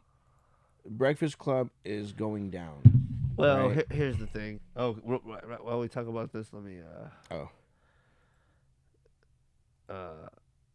Go ahead. So my thing was this, Breakfast Club, like I said, I really kind of caught them probably around like 2000, just after a little 2010, 2011, 2012, around there. And the reason I caught them was because, I think I told you I was streaming on iHeart, listening to like radio personalities and this and that. And I came across the, was it Power? Well, not Power. What is it? The, High 97? Yeah, they're not High 97. That's Rosenberg, and I think maybe they're Power. I forget, but anyways. Well, that was Star back in the day. Was it? Oh, Yeah. so here's the thing. I found the radio station. It was entertaining. At that time. What year was that? 2012, 2013. Okay. But here's the thing. Hip hop was really popping too. You had Chris Brown, Big Sean, like, Kanye had his high with him and Jay-Z. This was when everything was going great. You know what I mean? I think hip hop is great now. That's a whole different discussion, but yeah, go ahead. But I guess my point is this, is that once I don't want to say the plug's been pulled on hip hop and rap, but I'll put it to you this way. It's not popping the way that it was. It's back to the grassroots. You don't see the machine supporting it quite as much. Yeah. But it's back to the grassroots. And like there's several artists, like DaBaby got blackballed. Right. Pop Smoke got killed. I feel like there was someone else. Oh, X got killed, which I wasn't big on him. But like certain people that are up on the rise get killed or blackballed. Yeah, but because of it, they're suffering. The Breakfast Club is suffering. And I was gonna say too, Little Duval has this little tweet we were showing everyone. Yeah. I don't know how true that is. I feel like they were one of the biggest like industry endorsed places to go, but I feel like there's more like low level things coming up. Like I've seen some more like underground movements coming up. Like for freestyles, because that's what I was seeing. I said this like a couple years ago. I noticed there was a niche missing in like the freestyle radio thing. Like Sway really doesn't do freestyles. He still does, but I looked it up like a week ago. He doesn't do freestyles like he used to with like the real killers. Yeah, he brings on like who he wants, and like Funk Flex kind of does it here and there. Tim Westwood did Westwood, but he's in England. Who else was the big ones over here that did it? So it was Funk Flex and Sway. Then you had the Cypher, of course, and then Tigga. Yeah. But all those people are like the two. Tigga's gone completely. BET, and then the other two guys, like they don't do it to the level they used to. So it's like there's a lack of like places you can go and freestyle. And like LA Leakers is a new one that's come up, but they don't do it like super often. Right. But they're pretty good. But like I've seen some ones like I think there's one called Famous Animal TV in Memphis that does like freestyles, and then I saw one that's like a LA based one that's called like Going to the Corner Store. Right. And it looks like they're riding in a car, which is pretty cool. Yeah. And so there's like a new thing bubbling of like underground shit, and like the Breakfast Club. The other thing I was gonna say is like I would love to see like they still get big numbers, but like they get average numbers. But like my point that I was gonna make is like they don't get the real big numbers unless they bring a guest, like Soulja Boy interview, Birdman interview, etc. Like whenever that Cat Williams and Shannon Sharp interview popped, and that one person put out the little tweet saying like all the most viral YouTube moments. Right. A lot of them were Breakfast Club moments, but they were all like really big names. Right. So it's like they go really viral and do like really big shit, but it's like when they don't have a big guest, I mean they still do numbers, but it's I wonder they're like when they don't have guests, I guess this is to be expected, but like they kind of fall back down. You know why though? with the ranks of like other people. You know why? Because they always shit where they eat. But it's like other people have big guests and they never jump up like the Breakfast Club. So it's like. But it's the viral moments. That Wally and Gillo, or what is it, Gillian Wallow? They have Mm-hmm. big guests and they never jump up like the Breakfast Club. And So like, did you see when Post Malone went on Breakfast Club? So twice when he went on and there's that one $1 million worth of game. Who is that? I do not know. And there's that one with Big Boy. Which who is that? Big Boy's in California. Okay, but who is that? He's a radio personality. Yeah, He's there's with that one. Yeah, he's. I think he's power over there in. There's that one that looks like Rosenberg, but he's not. Is he?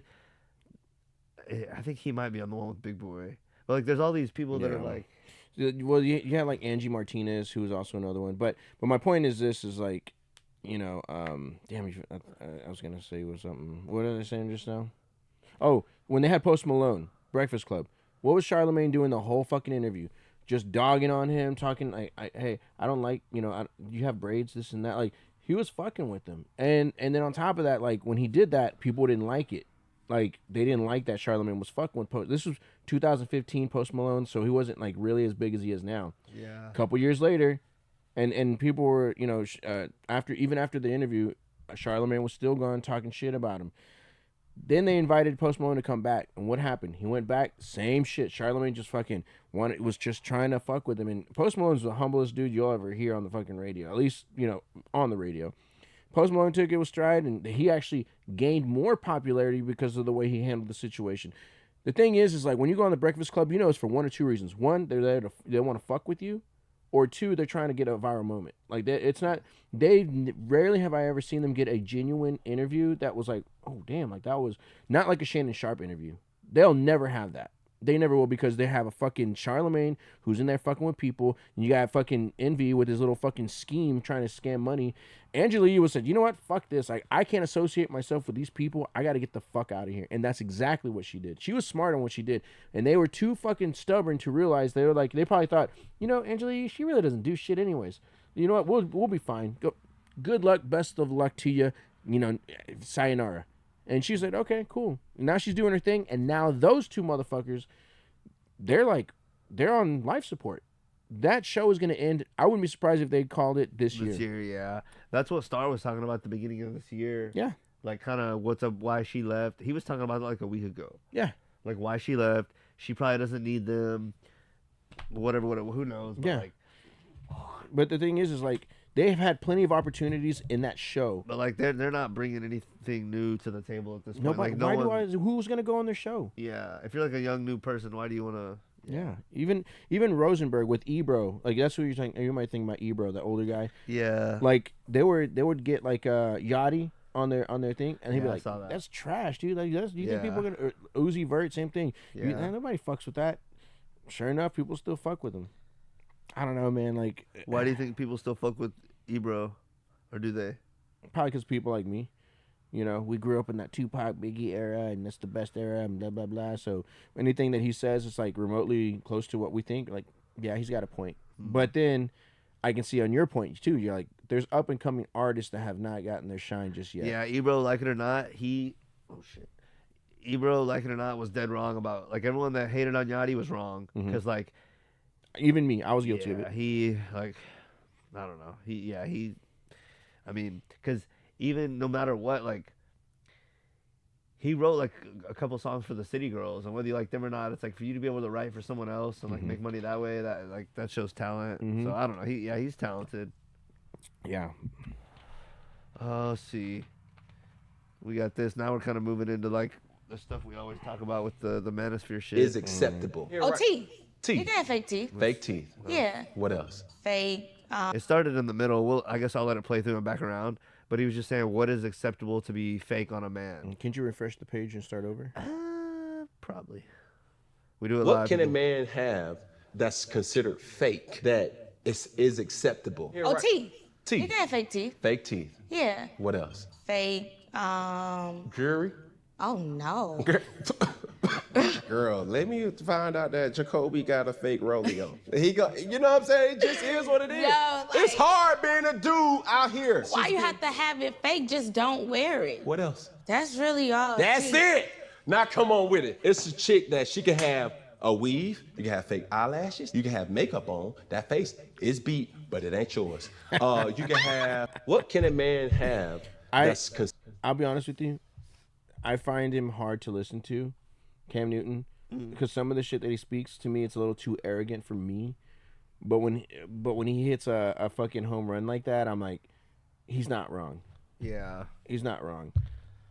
Like, she said he can have fake teeth, but he can't have fake jewelry. I mean, everyone's starting to realize, like, the dating game has been fucked up. And, like, I agree. Like, there is higher standards for men. Like, we can have fake teeth because, as a man, that's seen as, like, an upgrade. Mm-hmm. Even that is not, like, we're not saying fake teeth. We're saying, like, basically like replacement teeth, which cost thousands and thousands of dollars and is like an upgrade. So they're saying basically as a man, you like, this is what Fresh and Fit always say, and like what's coming around, it's starting to come out a little bit, is like men have to be up to a certain level to even really date properly. Like if you're going out there as a loser man, you're not going to get anywhere. So, you know, you gotta, you know, have confidence, have your money a little built up, you know, have your muscles built a little bit, have your muscles a little built up, have some things going for you before you can even approach even just a regular normie woman. So, but there's nothing wrong with that. That's how it is. But with that, it's like a trade-off. We can't, you know, it goes into a whole other dialogue, but it's just, you know, men have to have such a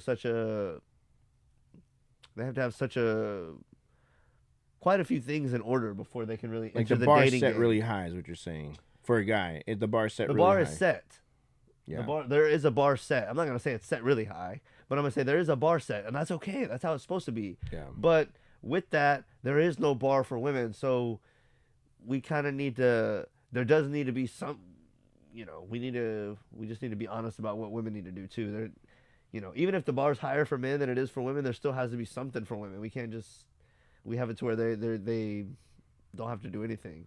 And it's one of those scenarios, I think we were talking about this beforehand, where like, why can't you just let people do and believe what they believe if it doesn't hurt anyone else? It's like, well, because we're seeing that like women being delusional, and that's going to come up with one of the other videos we're going to react to, is like with women being delusional, it ends up affecting, damn, I don't know if that Cam Newton video was even showing, but they got to hear it.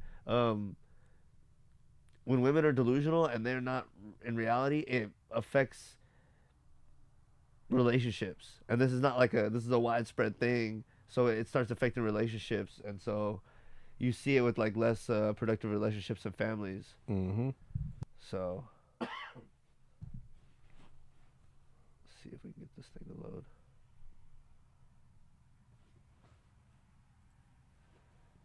I really hate his outfits too, by the way. Really? I can't vibe. They're just not for me. But I can see why. I see why people like it. Supposed to be. So at any given time, you should be able to. You see, gas through the mud. So you trying to tell me a woman don't like a simp? I don't want no nigga I can manipulate. Why would you want a man? Is a man. He's not he's supposed to be, right? So at any given time, you should be able to. You see how he just was like, oh, you loud. So what, nigga? Fuck off.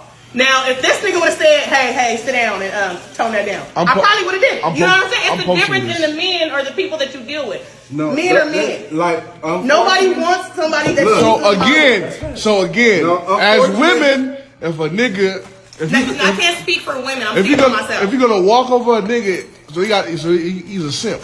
So you're gonna walk over it. Look, they gotta slap you in the mouth a few times. Ain't nobody slapping nobody in the mouth. No. You'll fuck around and slap this in is the what mouth. it is. If they know that Girl, when I get good niggas, I drag they dog ass through the mud. So you. Wow. This is a over the top example, but is it? I mean, I would say so, but I would just say like a lot of women are masculine without realizing it. And we watched this a little earlier, and we were talking about like, she was saying if he would have said it this way, I would have listened. And we both like, no, you wouldn't have. You're like so over the top and like so masculine, like you wouldn't have. And it's like, I don't know. That's one of those things that like women think they can just do whatever and be however and do whatever. It's like, well, you can, but if you're masculine like that, are you really gonna get a man that you want? See, here's the thing. She said if it was a good dude, she would drag him through the mud. Yeah. But let's be honest. I think any guy with half a brain cell would be like, this woman is out of her mind. Like, if she's gonna be out loud and obnoxious like that, like. No, like I'm not. Why would I tether myself? You won't get a good man. No, you wouldn't. In fact, if that's what women think and we're about to watch another clip here. But what is she gonna find though? She's gonna look for the bad boy, right? Well, she's gonna look for the bad boy that's gonna like fuck her for a night or two or like a not even that. Let's just say they marry, right? No bad boy's gonna marry her. But let's just say they do, right? Let's just say she finds a guy that she considers because remember she speaks for herself, not for women. Is she gonna date that's not gonna happen. What? A bad boy's not gonna marry her. Yeah. And you know what happens to the bad boys when they get married to the people like that? They go out and fuck other chicks. Because they're like, well, I got my piece at home, so whatever. She just wouldn't do it. She would marry some lame dude that would like listen to her. That's what she just said. She wouldn't. She said I would drag him through the mud. Yeah. So, but if that dude over there told her to shut the fuck up, sit down, she's gonna do it. No. Like I said, she would get somebody that she would want a bad boy. I want a bad boy that's gonna do this and that. Okay, cool. She meets him, and then she gets married to him. And then all of a sudden, they get married, or they have kids, right? They get kids. Now what? You know what I mean? Yeah. I don't know, dude. I don't think every lady behaves that way. At least no, they don't. But the thing is, they're more masculine than they should be, and this is like a way. Look at her face though. Like she's just ready to throw a fist. That is a way over the top example of it, but let's close some of these out.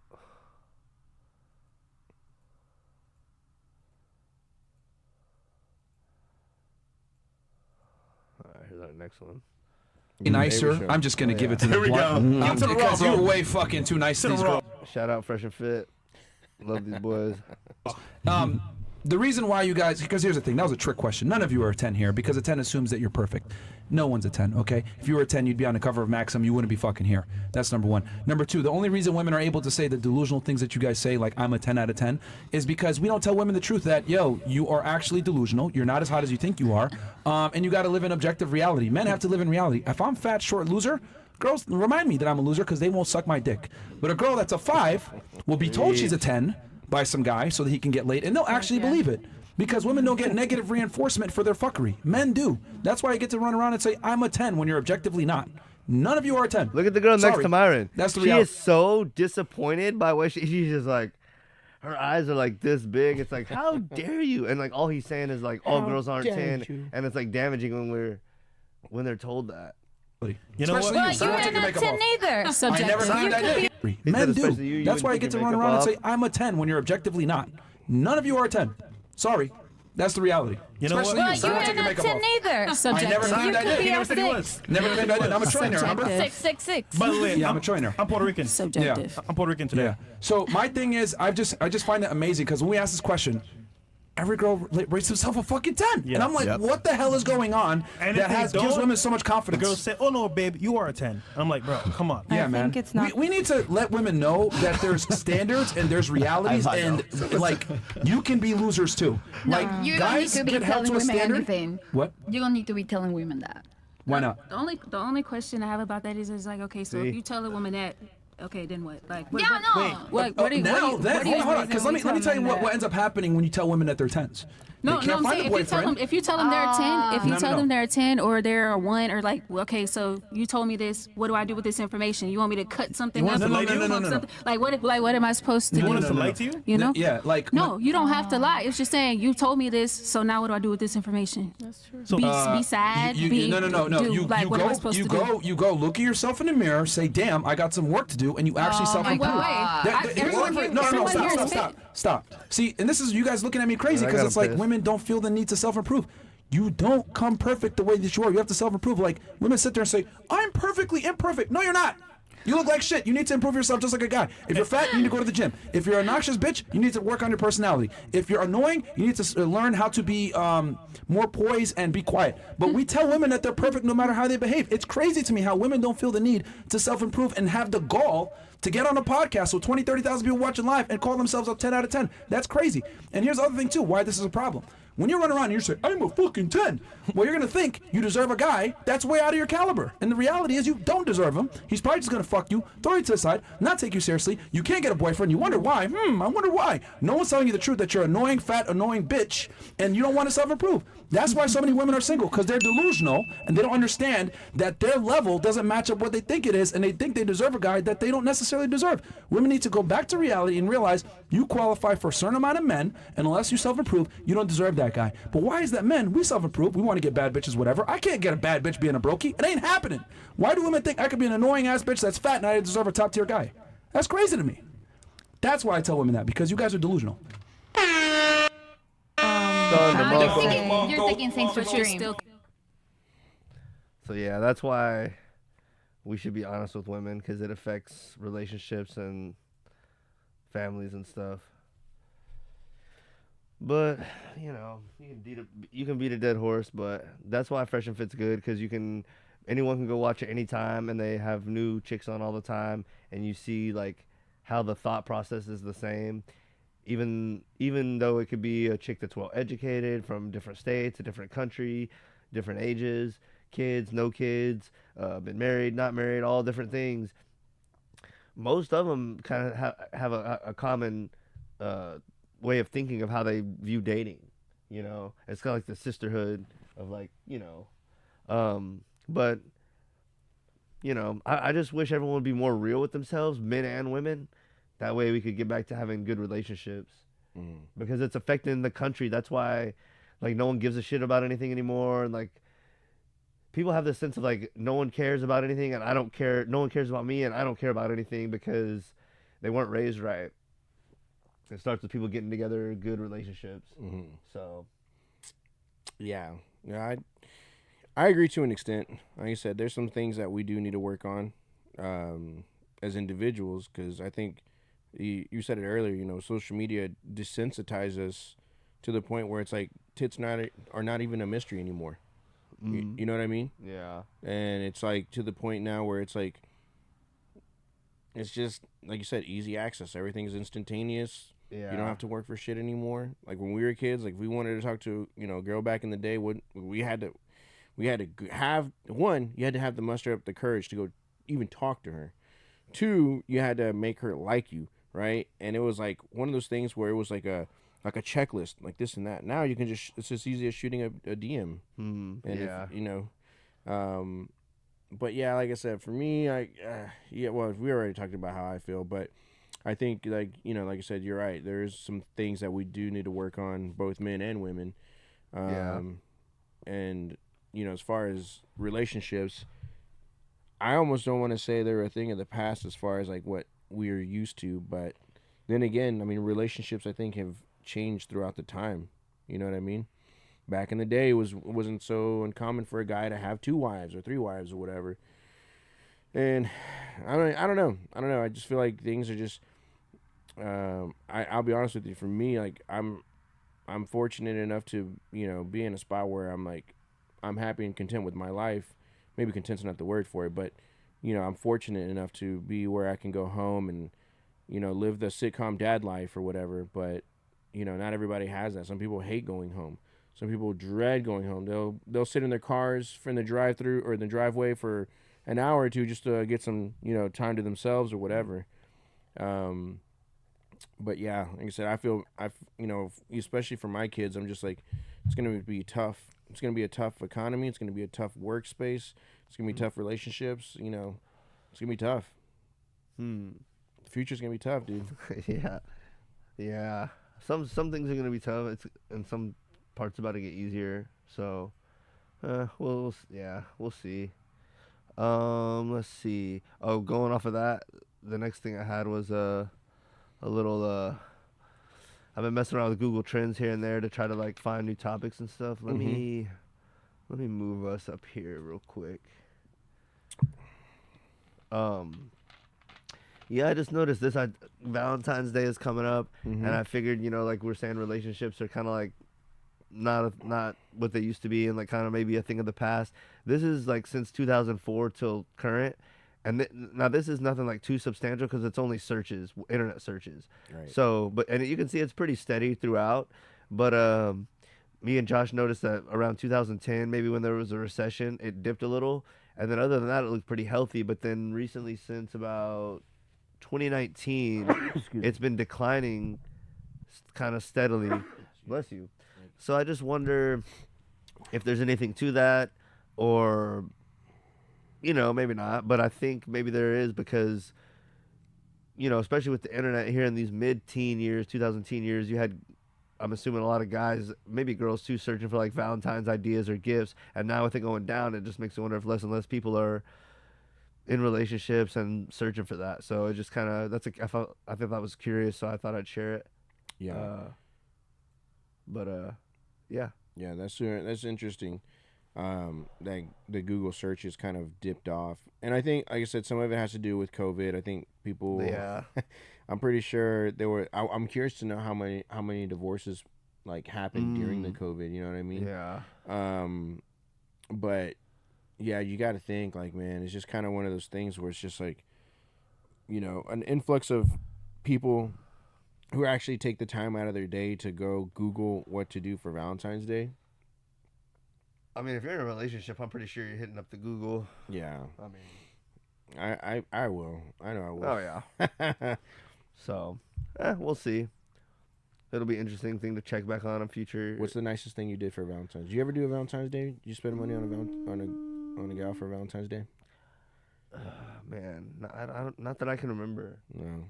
I haven't really been in like many relationships during that time. I think maybe only one. I'm sure we went out or something, but not that I can remember. See, the problem with that though is like, man, Valentine's Day, it's like that one day where, if you forget or you get caught up or you're busy, that was the one day you couldn't make out. Yeah. That's what I told you this before. I hate holidays. I hate holidays because I know they're from the upstairs 1%ers, there's elitists that are like, we need something to kind of, between New Year's and spring break, whatever, we got to figure out a way to drain these pockets. Like, what is it that? Yeah, there's always some little gimmick, right? Yeah, Valentine's Day, let's do it. It's like, why does that day matter more than the rest? Oh, it's cricket. Dude, just go to HEB, chocolate strawberries, $5.99. Boom, you're good. So here's the. This is probably about a month old, but I kind of want to bring it up.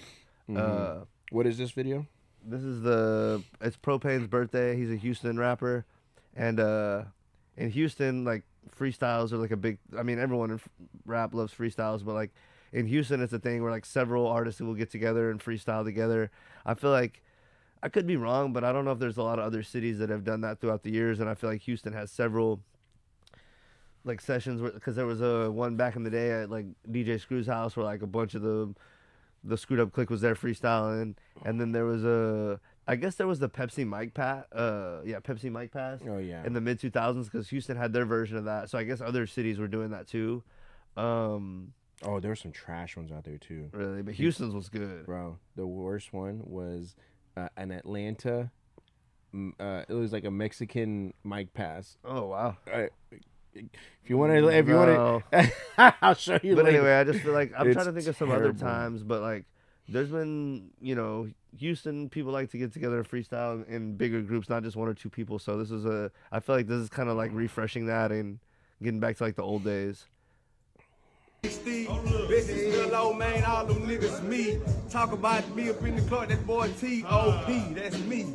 Bitch, I'm number one. And Sauce Walker and Propane were two that like, I feel like whenever Houston was kind of maybe starting to like, I mean, it was like from like 05 to 010 or 10, everyone was like focused on Houston, but then after that, it kind of like not really focused on anymore. But like there were some artists that came through and really were like holding Houston down during that time, like Dobeezy, Propane, Marcus Manchild, and then that's when Sauce Walker first hit the scene. It was like around 2012 or 13. So like these are some of those guys that were holding it down during like the teens, and then like the people that came before them too. Niggas play around, I ain't got it through the guns, nigga. Look up at my arm, nigga. When I swung, he was done. Hey, you know how I go. Young propane 51 double What did O. you hear about propane? That's the little flip. South Walker, that's my 2015. bro. Any nigga know you play with pro, that boy on go. Hey, how we go? Drag to the flow. TSL Fitness 300 for the show. That's the whole And now team. Sauce Walker's the main one, Jump rapping out out of the city. When I hit the scene, I'm a player. Roll You don't like that? in the Himalayas. I think I'ma Houston send the rap is bitch on. right here and right I mean, it's there. not what it is, but at least he has something. It's unfortunately, like, this is my personal opinion. It's just it's kind of a shell of itself. Even the style. This is old school Houston. They don't even.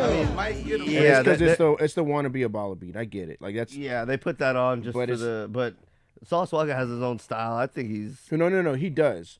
Don't get me wrong. Like this right here, for anybody who's watching, this is traditional Houston rap flow. This is what you're hearing. Yeah, he's like slowing himself down. Yeah, and so he does have his. You're right. No, this guy, he has his own style. I'm not hating on that. But my thing is like, I guess you just had there's to. not that many people doing it. It's man, I'm telling you, dude, and people that grew up listening to Houston or Texas rap in period in general. 2005 to 1998 was like the peak Texas era. Yeah. And now it's like, man, it's one of those things where it's like a flash in the pan moment where we're trying to find the next up and coming. No, we're guy. not really. This is just the person we have representing our city now. But no, it's not like our city's trying to take over again. It's just but like that was the point of Texas rap, though. It was like, man, because Atlanta had the scene. Cali had the scene back in the day. New York had it in the 90s. Yeah. Texas had it in the very early 2000s, and then it was gone just like that. It's like, dude, Texas was way better than that, and I feel like for us as Texans, especially with the rappers that we have, even now, but it's still up there with like, it might not be New York or LA but it's up there with like Chicago as a music city right now. Yeah, because people still, even if there's not the artist, the city Houston still has that respect with like Jay Prince and like just the legacy there. Like Whitney Houston's from there, Beyonce's from there. Like it has a history and like a legacy, and it's still like well respected. Like why was Takeoff and them even partying in Houston when he got killed? Because Houston's like a big deal. Houston is the fourth biggest city in the United States. I mean, it's a big fucking deal. But here, my point is this: is like I know the scene's not what it was, but it's still respected in the hip hop. No, it's culture. not. Yeah, it is. No, it's dude. not. Yeah, it is. It is not respected. Beyonce did that. I've been on. Thing. Beyonce barely claims Texas. Let's stop there. I know, but she does. Why does she? The only time she comes to fucking Texas. That's how rich people do, though. They claim what benefits This them. is the thing. Yeah, that's the only time she'll never she's not she even. She still does. If it was a piece of trash, Put she it this wouldn't claim way. it at all. She does she live in Houston? No. She lives in where? Fucking New York. But that's not the argument. I said it's just respected in the culture as a fucking hip hop. And all it is, it's literally one of those things where it's like it's cool for. They want to talk shit about it, but Drake has stolen many styles from Houston. Yes, I know. Okay, so but that's my point. It's like it's influential and respected in the culture. Texas is all what people do. They want to dump on it when to make it seem like it's want to small, hype but they themselves up. They're like, yeah, I'm a Texas too, and then when it benefits them and they get whatever they needed, they're gone. Yeah, so it still affects the culture. People use Texas. See, I'm trying to rap at Gus and putting grills in your mouth. People have been using Texas as a step stool to get to elevate the level, and then once they get there, they're gone. You never hear from them It's again. like Drake when there's a new artist that has like a hot style, like steals their style. If it wasn't any good, they wouldn't take it. Nah, man, Texas never got this respect that it should have gotten. No, I agree, but it's fucking relevant in the culture for them when it's needed. When it's only when it benefits them, sure. But it just is. Period. They only give it recognition when they have to, but it's relevant. Period. Nah. I don't feel that. I feel like New York people, when people talk about New York, bro, when people think about a slab, they don't even think about Cali anymore hardly. Well, they laugh at slabs. You know they laugh at slabs outside of Texas. Yeah, they don't laugh when they're here. They when they're outside of Texas, dude, they laugh at the culture. They laugh at the fucking slabs. They laugh at everything. Not when they're here though. I mean, that's that kind of thing. Like you don't laugh at my face, you want to laugh behind my back. It's like whatever, bro. Yeah, but that's what I'm saying. Nobody does that at Cali. Nobody does that to New York. Sure they do. They hit on each other too. Why do you think there was the Cali and New York beef back in the day? What I'm saying though is like they, regardless if they hated each other or not, they both had like that respect. You know what I mean? Texas never got that. In my opinion, did for a little while. For a little while, but then after like, who cares? Memphis doesn't get the respect. Miami sometimes gets overlooked. No, not even. I think Memphis. I think those cities get more respect than Houston does. I mean, so that's a big fucking deal. That's a big fucking deal, dude. I feel like I said, I feel like Texas should have been elevated. And to me, in my opinion, I feel like Texas should still be there. I don't know why these guys aren't popping like the way that they should. You know what I mean? I don't know if they. in my personal opinion, maybe what they're thinking is this: fuck going major. Like I like this independent shit. I'm gonna stick with it. You know what I mean? And that might be what it is. There's just not as many good artists out of Houston right now. I don't know. Like for instance, Zero. I feel like Zero should have been mainstream, but I don't think he's a mainstream dude. Yeah. You know what I mean? But I just, in my personal opinion, I feel like Texas. I mean, dude, we had fucking Dallas, we had DSR, we had Big Tuck, all these guys. Like, you know what I mean? San Antonio had its own little wave. Like, this state should have blown up way bigger than it did. You know what I mean? Yeah. I just feel like Texas was just cut short. Like, hey, thanks for the screw style. Now we're gonna use it here in Atlanta. Now we're gonna use it in New York. ASAP Rocky, like, you know what I mean? Hey, thanks for all the good shit that y'all gave to us. Oh, the lean sipping lean and shit. Oh, we're doing that too. Like, you know what I mean? That's what I'm saying. Texas, they use us. That's it. Yeah. So what it comes down to. I'm sorry if I'm coming off as a fucking asshole, but dude, I'm telling you, like, Texas should have gotten more shine in the early 2000s. Should still be relevant to this day. Like, I mean, to me, it just really. And again, this is where I go. Like, I feel like hip hop's gone. I feel like hip hop's gone. It's not the way. It's like if you're not a rapper, then you're now a TV celebrity now. You know what I mean? I mean, everyone still shouts out Johnny Dang and comes on here for their grills. So I mean, I don't know. You can. I mean, everyone's always gonna want more and complain and be like, well, we should. I mean, I don't know. I feel like. See, that's the thing. People will try to avoid it, and not acknowledge it. But when you press them in a conversation, they're gonna have to admit that that's where the influence came from. So it's like. The evidence is there, the influence is there, so they can try to like overlook and deny it, but you know, if you have a conversation with anyone wants to be honest with themselves, they're gonna have to admit it. So yeah. I like I said, I love Texas rap, I love Texas hip hop, and because like I feel like I don't know, the East Coast and West Coast are kind of played now. Like there's no one with real energy coming out of there either. Yeah, no, but that's what I'm saying. Like those styles are gone. Like Atlanta was the last one that really had a good scene going, and now I don't know where it really is. That crunk music scene? No, like T.I. and Shad the God and Dro and Spody and then that kind of transitioned into like the Young Thug and the Gunna and the Little Baby and the Migos. They really had like a hold on the game for like since 2010 on. Yeah. And then I don't know. But where was Texas and all that shit? That's what I'm saying. Like Texas had it. Texas was still relevant from like 05 to 10, but that was kind of when they were on the decline. And then after 10, it was kind of like over for us.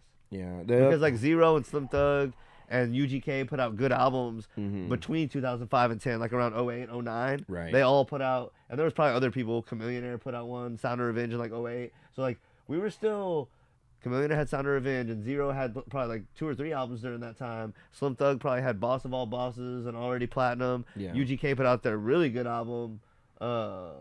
Which one was it? The international. I mean, that one had bangers. The Game Been Good to Me. Yeah. That one had like several bangers. Yeah. The thing is like. No, not High Life. Fuck. I'm drawing a blank right now. Yeah, I know what you're talking about. But that one had many good games. I think it was called Underground Kings. Yeah, and so, you know, Texas had a lot of good shit, but then after 2010, nah. But it's just, you know, and again, like I said, it's really hard to hold the crown, right? Like you can only be king of the scene for so long. At least we had it, I would say, for a good like almost 10 years. Yeah. So I mean, you can't ask for more than that.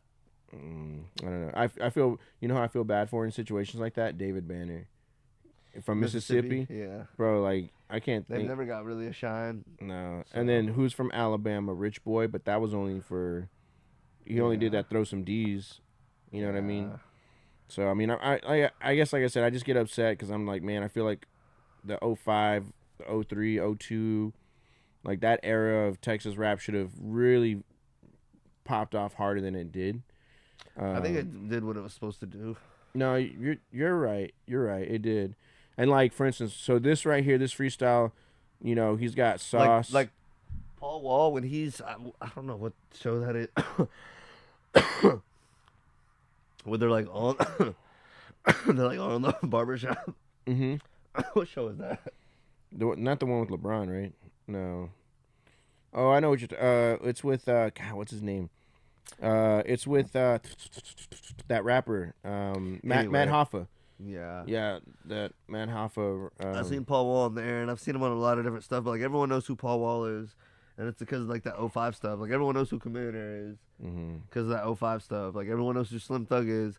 Zero not as much, but like Slim Thug, Commander, and Paul Wall, because they were all with like Switcher House, right? Yeah. Everyone knows who the fuck those 3 people are, all because of like that 05 blow up, like 03 to 05 blow up. So like, it's the thing too is like SUC didn't get that representation during that time. They are the ones who should feel the most cheated. Yeah. Because they put in the work from like 90 to like early 2000s, and then when it popped, everyone was like, because who really got it? What? Maybe Still Tippin' and Swisher House. So Lil Kiki got some shine, right? Because he got some good shine. Big Pokey got some little notoriety. Big Mo got that Purple World. Yeah. So there were some artists that really got their shine, but not like Swisher House. No, but here's the thing. Still Tippin' was like. But here's the like thing. The biggest hit. Michael Watts was really on top of his marketing shit. I guess yeah. You know what I mean? That's the DJ thing. Screw had died, so that kind of took a lot of their right before it popped. But DJ Screw, what his thing was, his philosophy was more so like, hey, we're staying independent. You know what I mean? He was like, because they said labels came up to him offering him $1 million. He's like, bitch, I make that in like a month. Like, are you kidding me? Like, why am I gonna sign that shit over to you? Yeah. Watts, on the other hand, like, he still made the money. Don't get me wrong, but he was like, shit, we're gonna take this thing to the next level. Yeah. And you know, shout out to Slim and all them for putting on the SUC guys when they had an opportunity.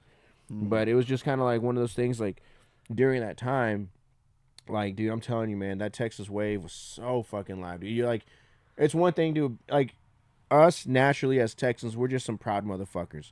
But when that rap shit was popping, dude, when we had Slim Thug and Cam, bro, like, it was like, you couldn't tell us nothing. Yeah, it was different.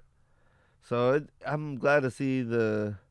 And they killed it on this freestyle too, by the way. Yeah. Like each one of them. My favorite one was Zero because here's the thing, right? Zero is a real laid back dude. He does not like to just hop in front of a camera. He doesn't really do well with interviews. Like, he'll do them, but he's just not that. He's a pretty candid guy. But on this one right here, dude, I think he only spits maybe less than 16 bars. But dude, the hype on it, dude, because they were like, "Come on, bro, let's go," and then he finally did it. He didn't have to hype it up. He didn't have to build it up. He just did what he did, and it was like, man. Yeah. Man, dude. Yeah, this was a really good video. Do you want to watch the whole thing or just let people? Yeah, I would just put the link in because it's we'll about 5 minutes. We'll let you watch it on your own, but it was just good to see them kind of getting back together, and that's how. See, what's happening right now with them is how the Screwed Up Click. I mean, it's not the exact same, but like, just all the people in that city getting together and supporting each other. That's kind of what can build to like. Get the city buzzing again, so that if there's a new upcoming artist that really does pop, now everyone's like engaged and looking at the city, and there's like good energy around Houston. And so like, think if they have another couple like little get-togethers like this, and then like a new guy comes around, and then he's around, people are seeing him. It that's how shit was back in the day. They had these Screwed Up Click ciphers at DJ Screw's house, and you see like Aldi and Hawk and Willeen and shit, there's other people too that I'm leaving out. Kiki, all them. Kiki, and you see all these people, and then before long, they're coming out with a song with Zero on it, or with Slim Thug on it, or with ESG on it. And you're like, hold up, who's this guy? Because like, I already know these other guys, and like, they're cool, and they have this whole little like conglomerate, like, and they're like, oh, there's a new guy, and like, oh, he's badass, and it just like, it's an energy that like plays off of itself versus when. You have one guy trying to come out and cut his teeth on his own. You hear him, and you're like, he one song, like whatever. I don't even know him. I don't know anyone who he's with, whatever. But it's like, it just kind of adds. It sounds dumb, but it just adds to the plot and the whole thing. And it's like, I don't know. Yeah, because I think I heard Propane through Slim Thug.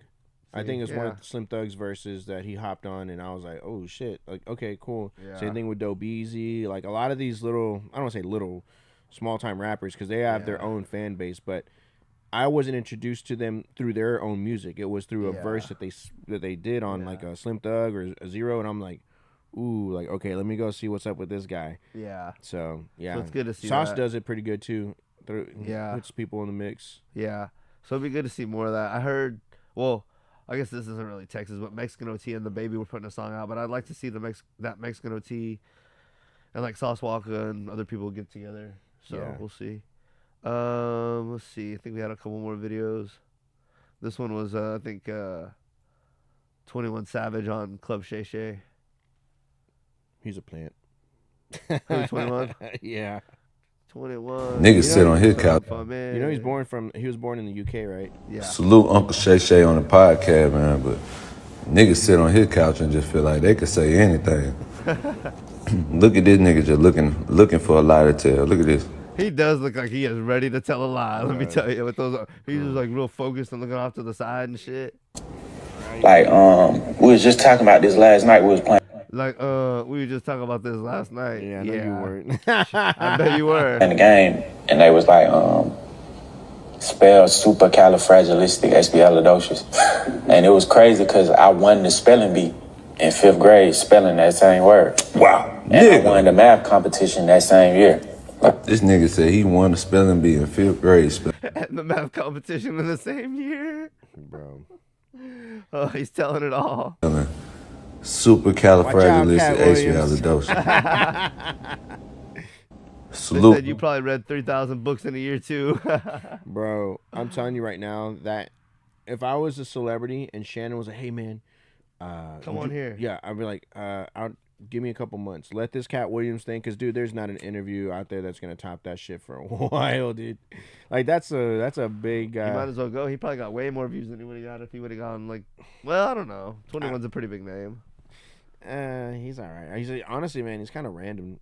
For after just doing a Cat Williams interview, it's like, yeah, it is kind of random. Yeah, I don't know, because I don't think 21 does many interviews.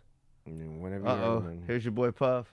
Oh shit! They've been dragging his name through the mud like a dirty dog. See, that's what I'm saying. The accusations, the accusers. Lovers. You was more than my girl. We was like brothers. All night we would play fight undercovers. Now you gone, can't. My brother right here from day one. We used to wake up and damn pause, but like check out. Damn pause. I mean, back in the days when he was like 10 and I was a little bit older, his older brother, we used to fight over. How much older were you, Puff? Well, I mean, let's see. I hope you weren't 8 years older. I mean, you gotta think. Usher can't be that much younger than him, can he? No, probably not. Over the Frosted Flakes, you know what I'm saying? Before pause was invented, you know what I'm saying? But it's my brother for real. We used to actually wrestle off of the Frosted Flakes because he used to always get up early. Now he's the richest star in the world. Yo, what the fuck did Puff just say? Nobody's gonna acknowledge this but me. Puff just said we used to wrestle over the Frosted Flakes, and we're streaming live. Pause. At first we were friends, then became lovers. Like, hey man, shut the fuck. I'm sorry, dude. Here's the thing. There's also another video circulating about him with Justin Bieber. Oh yeah, I've seen that one. That one's weird as balls, bro. Yeah, I'm telling you, man. Hey, when people are gonna start looking behind that green curtain, they're not gonna like what they see. No, dude. We're gonna be like, Puff was on some weird shit, dude. Yeah, he's a dude. He's like, dude, that guy's a fucking Brother nut. Love. Remember when he tried to name himself that? Bro. I'm thinking about 2017. Oh God, bro. Yeah, I don't know, man. Here's the thing. So when I was a kid and I was listening to hip hop, like Puff Daddy was big, like in 99, 98, right? Can't nobody. What does it take us? What is that song with him and Mace? Don't push me cause I'm close to the edge. Yeah, but here's the thing. Like I remember that was Puff, and then when he became P Diddy, I was like, what? And so he started making that. You know, we ain't going nowhere. We ain't going nowhere. This bad boy for life. Like that was P Diddy, and I was like, okay, like whatever. I'm still gonna call him Puff because that's what we grew up. P Diddy almost sounds like P Weenie or something. Like trying to get you to touch his dick or something on accident. But is like Diddy supposed to be daddy? Is that what he means? Like P Daddy? I don't know. What's a Diddy? I bet you because it was Puff Daddy, right? And then it was P Diddy. He was trying to get too jiggy with it. Like Will Smith. Him and Will Smith are some jiggy faggot niggas. Dude, if we look up Diddy and it's like a child molester, dude, bro. Diddy Kong, that's like the little monkey from Donkey Kong. Diddy. It's just like some weird. It's like a weird word. It's not even a word. Like, I want to be cool and hip and young. It's like you're not. You should have just stayed Puff, like Puff Daddy, and for short Puff. Like if someone was a dude and didn't want to be like weird, like yeah, what's up, Puff, or like Puff Daddy, but like P Diddy. It was weird, dude. Like first of all, calling another grown man daddy is kind of weird. Let me just put that out there. That's how a lot of people just call him Puff. Yeah, which is still kind of weird. Yeah, it's like Puff Daddy. What are you puffing up? It's crooked. Bro, I'm telling you, there's gonna be. He's a weirdo. Hey, there's gonna be some shit coming out about Sean him. Combs. Bro, Justin Bieber's Sean Combs. And I heard Jay-Z was weird too, and his name's Sean Carter. They got the same first name. Who? Jay-Z. Oh yeah. Puff Daddy. I don't know, man. Like I said, once that veil gets dropped, bro, we're gonna find out some weird shit, and we're gonna be damn, like the Earth is flat. Well, here we go again. Okay, we got 2 more videos that you wanted to look at that are kind of like funny videos, but give some like background on these. Which one is first one? They're both like the people doing like. Okay, so the first one's like the short one, and the second one. Okay, so the 2 videos are the same videos. The first one, right? They're like the same thing. Yeah, the first one is the kind of like the money shot, if you will, right? So it's like, it's pretty much where the juice. It looks like Survivor meets Mormon Island. So for those of y'all who are out there, right? Was this an actual show or what? I think this was a documentary. Okay. So what it is this. In real life out there, there's people that make a shit ton of money, right? And they probably have very, very like huge amount of disposable income. And these types of people, they like to, and I shouldn't really like say these kinds of people because I think anybody can do this. But anyways, there's these camps, retreats, if you will. And I've been on one of these before. For what? For when I was working on it, and we did a retreat. Right? That place was freaky deaky, eh? Boy. But how is it spelled? ONNIT. Now there's the electric or like the electronics company that's on ONN. Oh really? Are you familiar with that? No. Yeah, I think that's what brand the speaker is. Oh okay. Now this and is like my USB splitter. Yeah. No, this is on it. But so there's these retreats, and these people are and. People are gonna call them like goofballs or like weirdos and stuff that. They're people that have that look for holistic, kind of almost supernatural type stuff, and so they go to these retreats to get away from the world and focus on whatever it is that they're working on. And in this video, they're centering their energy. Because people believe that you can use energy, right? You can harness your energy from within, and then you can blast it off like Street Fighter. Here we go. Watch this video. This is my whole Breathe in. video. Pull the energy in. Pull it down. There you go. Reach and up. Push the energy out the hands. Big breath. More power. More power. More passion. More power. Big. Look into the hands. Good. Okay. Oh, good. There you go. Would you feel good after this? Bro, that guy in the red shirt, I already said it, man. He's getting loving his life. He's getting his money's worth. Each one of those probably spent about $10,000. Oh. And this guy's really getting his money's worth. Good. You want to defend? So now, as soon as you see me move, everything you got in there, you push it out. Well, can we do it? We can do it. Here you go. Let's go. Sure. Guy in the red shirt. He's like a little Red Ranger. Bullshit or not. Oh my lord. Guy's like, what the fuck? He's like, yes, I did that. Fuck yes. He's like, man, what the hell? You stand here. He was like 3/4 Paul brother at that point. You could see the look in his eye. It was like all Paul. He was just, yes, I've stopped so much. Honestly, he kind of looked like, man, this is some horse shit, but whatever. Was You know what? He looked like. was he believing it or not? No, he did not believe it.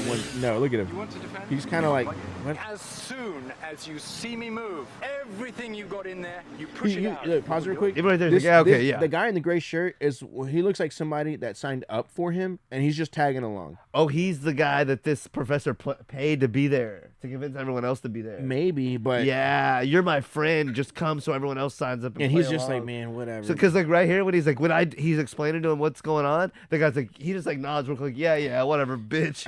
What? Good. You want to defend? As soon as you see me move, everything you got in there, He's like, you push it out. Well, can we do it? We can do it. Let's go. Sure. The red guy loves it though. Oh, dude. He's like, fuck yes, I'm part of this.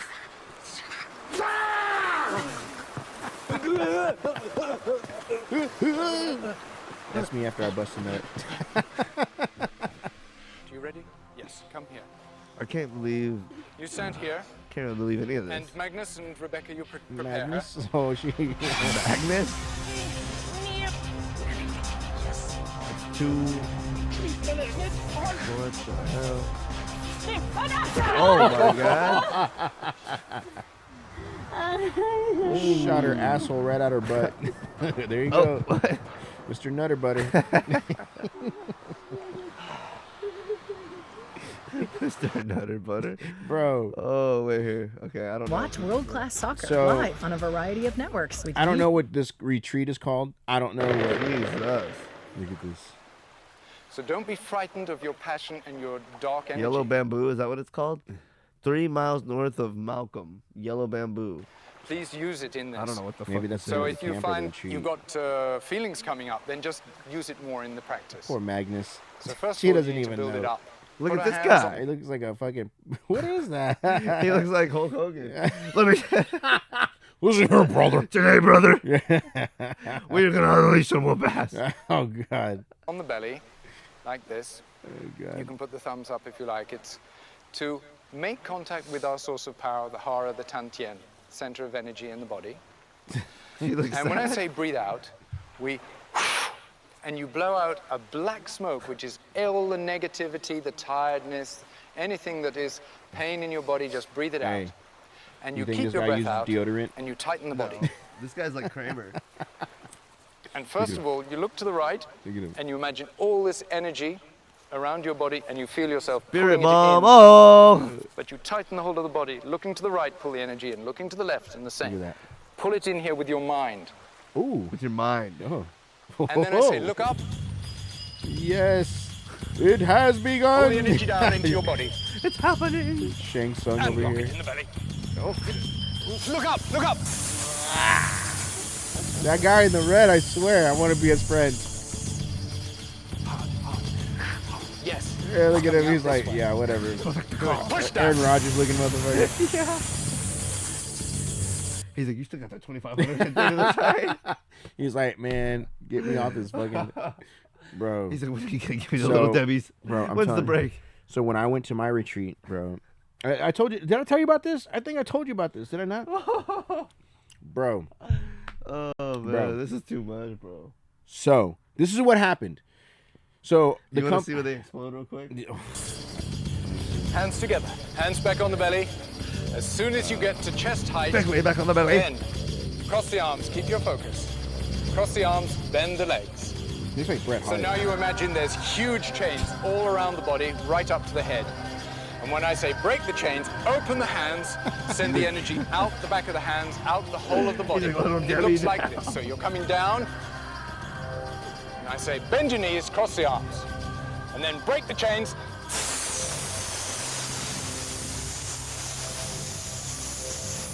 That was sick. Pulling in from the right, pulling in from the left, looking up, breathe in. Use your voice this time. Break the chains. You're the guy in the red. Hands together. Keep your connection. Be aware of your body. When the hands come to here, bend your knees, arms apart, nice and big, lots of space. You're going to send the energy out of here and energy out of here. See what happens in the middle. Keep going and keep breathing. You can breathe as much as you like and make space to breathe in. It'll be like a big wind and you just keep going until it starts feeling like honey. Breathe out. Tighten the body. Tighten the whole body. Cross the Poor arms. Magnus. Looking to the right. Pull the energy in. I thought they released. Looking to the left. Looking up. Breathe in. Pull the energy in. Pull it down. When you get to the chest, bend the knees, arms apart, and Bend your knees. push the energy Bend out the your hand. knees. Big breath. Yes, keep Who's the breathing. red guy. That red guy. Good, good. Good. Oh, look at him. You see him back there? More power, more power, more passion, more power. Big. Look into the hands. Where's Look the into red the guy? hands. Look into the space between. Look at her. Yes. She had to look at someone else Good. to see if she was Look doing at it her right. taking a Good. shit. Good. Oh, there you go. Good. He's got so much. He is Yes. not doing it He's right. got no. He's got so much energy. Good. He just can't contain He's himself. side to side like a box Yes. motor that can't. Look at it. Oh. In the name of Jesus. Oh, look at him. Oh, he's tired. Jesus, I'm sorry. Yeah, the guy's like, oh, my energy. I'm just so depleted. That'll be 5,000. Oh, look, is he combing his hair? He grabbed his hair. That was creepy. Wow. Back to the stomach. Whoo, my battery is So, full. you've got a lot of power. It's not really I thought, did we miss the part where they released? I don't know. Was that a different video? Whatever. Bye with these weirdos. But Holy. so to the story I was telling you. So when I was at On It, the company has its own like retreat. It's out in Arizona, Sedona. Remember we were talking about Donnie about it when I said I've been to Sedona. It was there, and it's a 5-day trip, and it's like $2,500, and they just deduct it out of your paycheck. You know, if you want to attend it. How much? $2,500, and it pays for the flight, stay, food, all that stuff. $2,500, and I go. You know, I was a single guy, whatever. I was like, well, it's a vacation, right? Because we're taking a plane, this and that. You can go try different foods, this and that. All right, let's go. So it was me, a couple of my coworkers, and then some of the like people I worked at the headquarters. We all went. It was like a total of like 9 of us. And we went out there, and bro, there was this. You get there, and from the main highway that we take to get to the actual like cabin that we were in, you're off-roading for about an hour till you get there, right? There's no streets. It's just you're going through all these things, right? We get there, and I'm like, it's almost like a little mansion out there. And you get there, dude, and Native American stuff everywhere, right? Because you're in Sedona, it's a vortex, blah blah blah, like they told us. And then the first time we got there, it was we were being healed by music.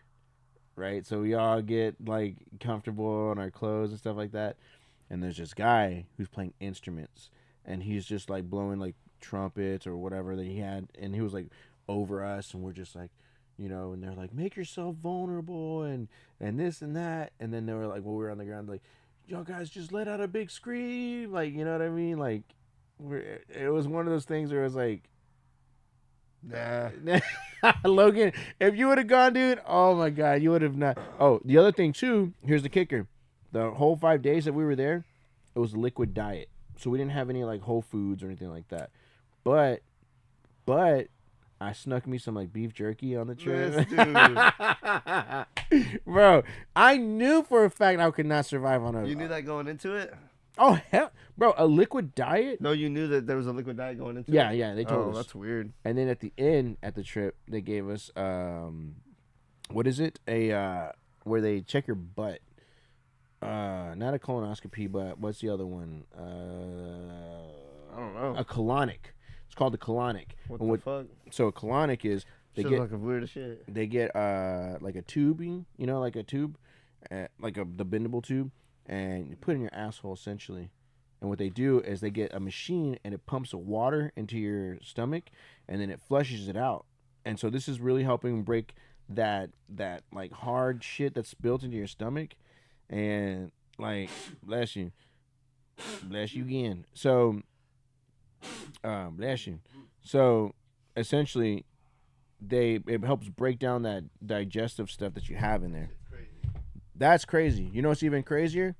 Was trying to get the tube in my ass because I could not do it on my own. Bless you. And so I remember I was sitting there and the lady goes, and you're not sticking like a fucking, you know, a 12-inch thing in your ass. It's like this much, you know what I mean? Like you got to get it in there. And the lady goes, pause. And I remember I was trying to get it going. And this lady was like, she was a short Asian lady. She was like, do you want me to help you? And I was like, no, I can do this. Like, you know, because all they give you is the tube, and then they give you like cocoa butter. You know what I mean? Or not cocoa butter, but like. Bro, the more I hear about this. Bro, the more I hear about this, the more I'm like, fuck no. The lady goes, can I help you? And I go, no, I can do this. Bro, I tried for like 20 minutes trying to do this thing, and I could not. So, you know what she said? She goes, I'll help you. So she came back 20 minutes later, and she's like, I'll help you. And I go, okay. And then she goes, bro, I'd have been just like, I'm good. I'm just not going to do it. You know what she said? She goes, get on People think there's not options of like, just at certain points, be like, you know what? I thought I was going to do it, but I'm not. It's not, I don't want to do it. You could have. I could have, but I was like, that's man, what I would have done. But, hey, there was a lot of shit that thing broke up, though. Like, straight up. Like, I don't think I'm ever gonna have anything shoved up my ass. I'll just die. I'm cool on that, bro. You need to get your prostate checked, though. I'll just die. You're not gonna get your prostate checked? No. Man, dude. That's like one of that one TikToker. You ever know that one guy? He died of prostate cancer. You know what I'm talking about? With that little boy? No, but I know that's a thing. Like, yeah, he was his I'm son. fine, like him and his son like were really famous on TikTok, and he ended up. You know what? I'm confident that I'll either be dead or technology will be better by then. That we'll have some other way to check. Are we that archaic that we still have to shove something up our ass to see if our shit is cancerous or not? We don't have nothing that can scan it. Come on now. No. And if they don't have it in 20 years when it's my time, then I'll just be like, well, I'm cool. Technology's advancing all the time. You do it at 40. Well, I ain't doing it. But what if you get it though? What if you end up having it, but it was totally preventable, but you didn't want to do it? It wouldn't be such a bad way to die. Prostate cancer, bro. Do you see people when they have cancer? You know what they look like? They don't look happy. I'll tell you that much. Like, it is not like people that suffer from cancer, dude. They literally rot away. It's pretty quick though. No, it's not. And even then, it's like, do you remember the time you were the sickest, the most you've ever been? You were just like, oh, like miserable. You remember that? Imagine being like that all day, every day for months on end. That would suck, dude. Like, that would be. You know what would suck worse? Having something shoved up your ass. Not if it saves me. I'd rather die. No. Not everything's worth being saved. I don't know. I mean, if I can avoid it, I'm gonna do it. And I don't know. To me, it just seems like if it's something preventable, I mean, at least check. You know what I mean? So for the guys out there, you should check your prostate when you're 40, or unless you want to not do it, you can do it. You don't have to either. But it is recommended that you at least get it checked when by your 40th birthday. But I'm gonna get it done. I mean, fuck it. If I can prevent it, then I'll do it. But still, it's just one of those things where it's like, you know. But then again, I don't go to the doctors either, so not that I should. Yeah. I remember the last time I went to go get a visit. I probably haven't gone since I was a teenager. To be honest with you, Damn. It's a miracle I'm alive. It really is. Yeah. But I'm always scared that if I go, they're gonna be like, "Oh yeah, this, and that." Like when you take a car in to get looked at. Oh, this is all what's wrong with it. Yeah. Yeah, man. Well, we ran tests and it looks like you have this and that. And I'm like, so what does that mean? Well, we can give you some this and that, or we can get you on this medication, blah blah blah. Yeah. And then they fuck you up, and then all of a sudden you're addicted to pills and all this stuff. When really you could have just had a burger and just call it a day. Yeah, the older you get, you learn it's like better. It's not always the case, and go to the doctor if you have to, but you find out that it's better. Like if you can let your body kind of correct itself, that it's better. Yeah, I just need to get in a better habit of creating a more healthier routine. That's my thing. The older you get, the harder it is to create good habits and break bad ones. Fuck yeah, dude. And that's the thing. So you can start something new or think like, oh, I need to do this or I need to do that, and like mean to do it and actually just start it out, but it just. And that's probably a cop out, but like I feel like the older you get, the harder it is to make a break. It's very true. Yeah, it's very true. Not only that, but even like your personality. You know what I mean? Like, well, even yeah, for you're myself. setting your ways. Yeah, that's part of that too. And I always feel like, man, I wish I could. Like, here's my thing. I always wonder if it was possible for some asshole, right, that was just like me. You know what I mean? Like, not the smartest guy in the world, this and that. And then he's like, you know what, man? I'm at 42. Let me cut my bullshit. Let me improve. And in 10 years' time, even at 52, they become a doctor. Yeah, there's stories like that. But I'm like, what does it take to do that? Or what has to happen for... It just depends on the person. Oh, I get that. There's Jeff's ass. But yeah, like, I'm always wondering, like, what is it, like, those types of people, like, I want to know, what was that turning point for you where you said, this is the last grocery I'm stocking, I'm going to become a doctor? Or, you know what I mean? I mean, a lot of people have turning points in their lives. Some people it's just way later, and some people, it's like, it has something to do with, like, disagreeableness, and, like, some people just have to get beaten down a lot more times before they find, like, all right, I've had enough, I'm going to try to make a hard change. Right. Like, some people it doesn't take as much, and some people just... They don't even hit that wall as hard. They just get lucky with something, and it's just different for every person. So yeah, I just wish that I had that discipline to where I can just say, you know what, okay, cool. Yeah. The problem is I'm that guy that's like, ooh, that's shiny. Let me go. Yeah. You know what I mean? Like, for instance, like just now when I discovered that half my life has been on social media. That's crazy. I think it was my freshman. I think in freshman year we had what is it? Geography. Mm-hmm. And my freshman teacher was like a real interesting guy, but he had like a real weird way of looking at stuff. But one of the things he said was like time seems to go by faster for you when you're older because it's like time is a like 1 year is a smaller fraction of your life. So as in when you're 10 years old, 1 year is 1/10 of your life. When you're 20, a year is 1/20th. So, or when you're 5, 1 year is 1/5 of your life. Right. So time becomes, just by nature of how long you've been alive, time starts becoming less and less of, you know what I'm saying? Yeah. So he's saying just because he explained that is why time moves faster when you're older. Yeah, you want to know something? And it makes sense. And that's why when you're 40, 1 year is 1/40th of your life. So 1 year goes by like that. And so when you're older, you should probably just you should be more hesitant. Don't put things off as much. When you're young, it's easy to procrastinate. But when you're older, procrastination really bites you in the ass because, I don't know, like the later turns into way later versus when you're young, you have your time management is way better. Yeah. My thing is this, and I'll let y'all into my mind for a second. So when I was a kid, I'd always want to rush things, speed it up. So for instance, I remember when I was in 3rd grade, right? I'd be like, man, I can't wait till I'm in 6th grade, so that way I can get like it's really good food. And honestly, dude, between the 3rd year to sixth grade, like that, and then I would be I like, never really wished that, dude. I was then 6th grade. Man, I can't wait till I graduate high school because man, then I don't have to go to this fucking shit anymore. And boom, like that. And then I would after high school, hey, careful what you wish for. Hey, if there's a movie that I can relate to, it's the movie Click with Adam Sandler. Because, dude, I'm not joking. My life has been passing me by so fast that, like, I'm doing shit a little bit more carefully. Like, I'm knowing that what I do now is going to affect me in, like, 30 days or 6 months from now because it goes by so fast. And so, like, for my kids, I always tell them, like, hey, we need to start being more, we got to do shit together because I'm realizing, like, Jacob, my oldest, he's going to be a senior in like 3 years, 2 or 3 years. Yeah. Julie, she's gonna be entering high school next. Ava, so now I'm like, because they're in sports and all these activities, it goes by even faster. Yeah. And I think to myself, like, man, and this is what I said in one of the last episodes before, is like, I see myself at 35, starting over at 1 again. Huh. You know what I mean? Because now I know what 1 year to 35 feels like. Let me do that again, but let me make sure I'm doing shit right.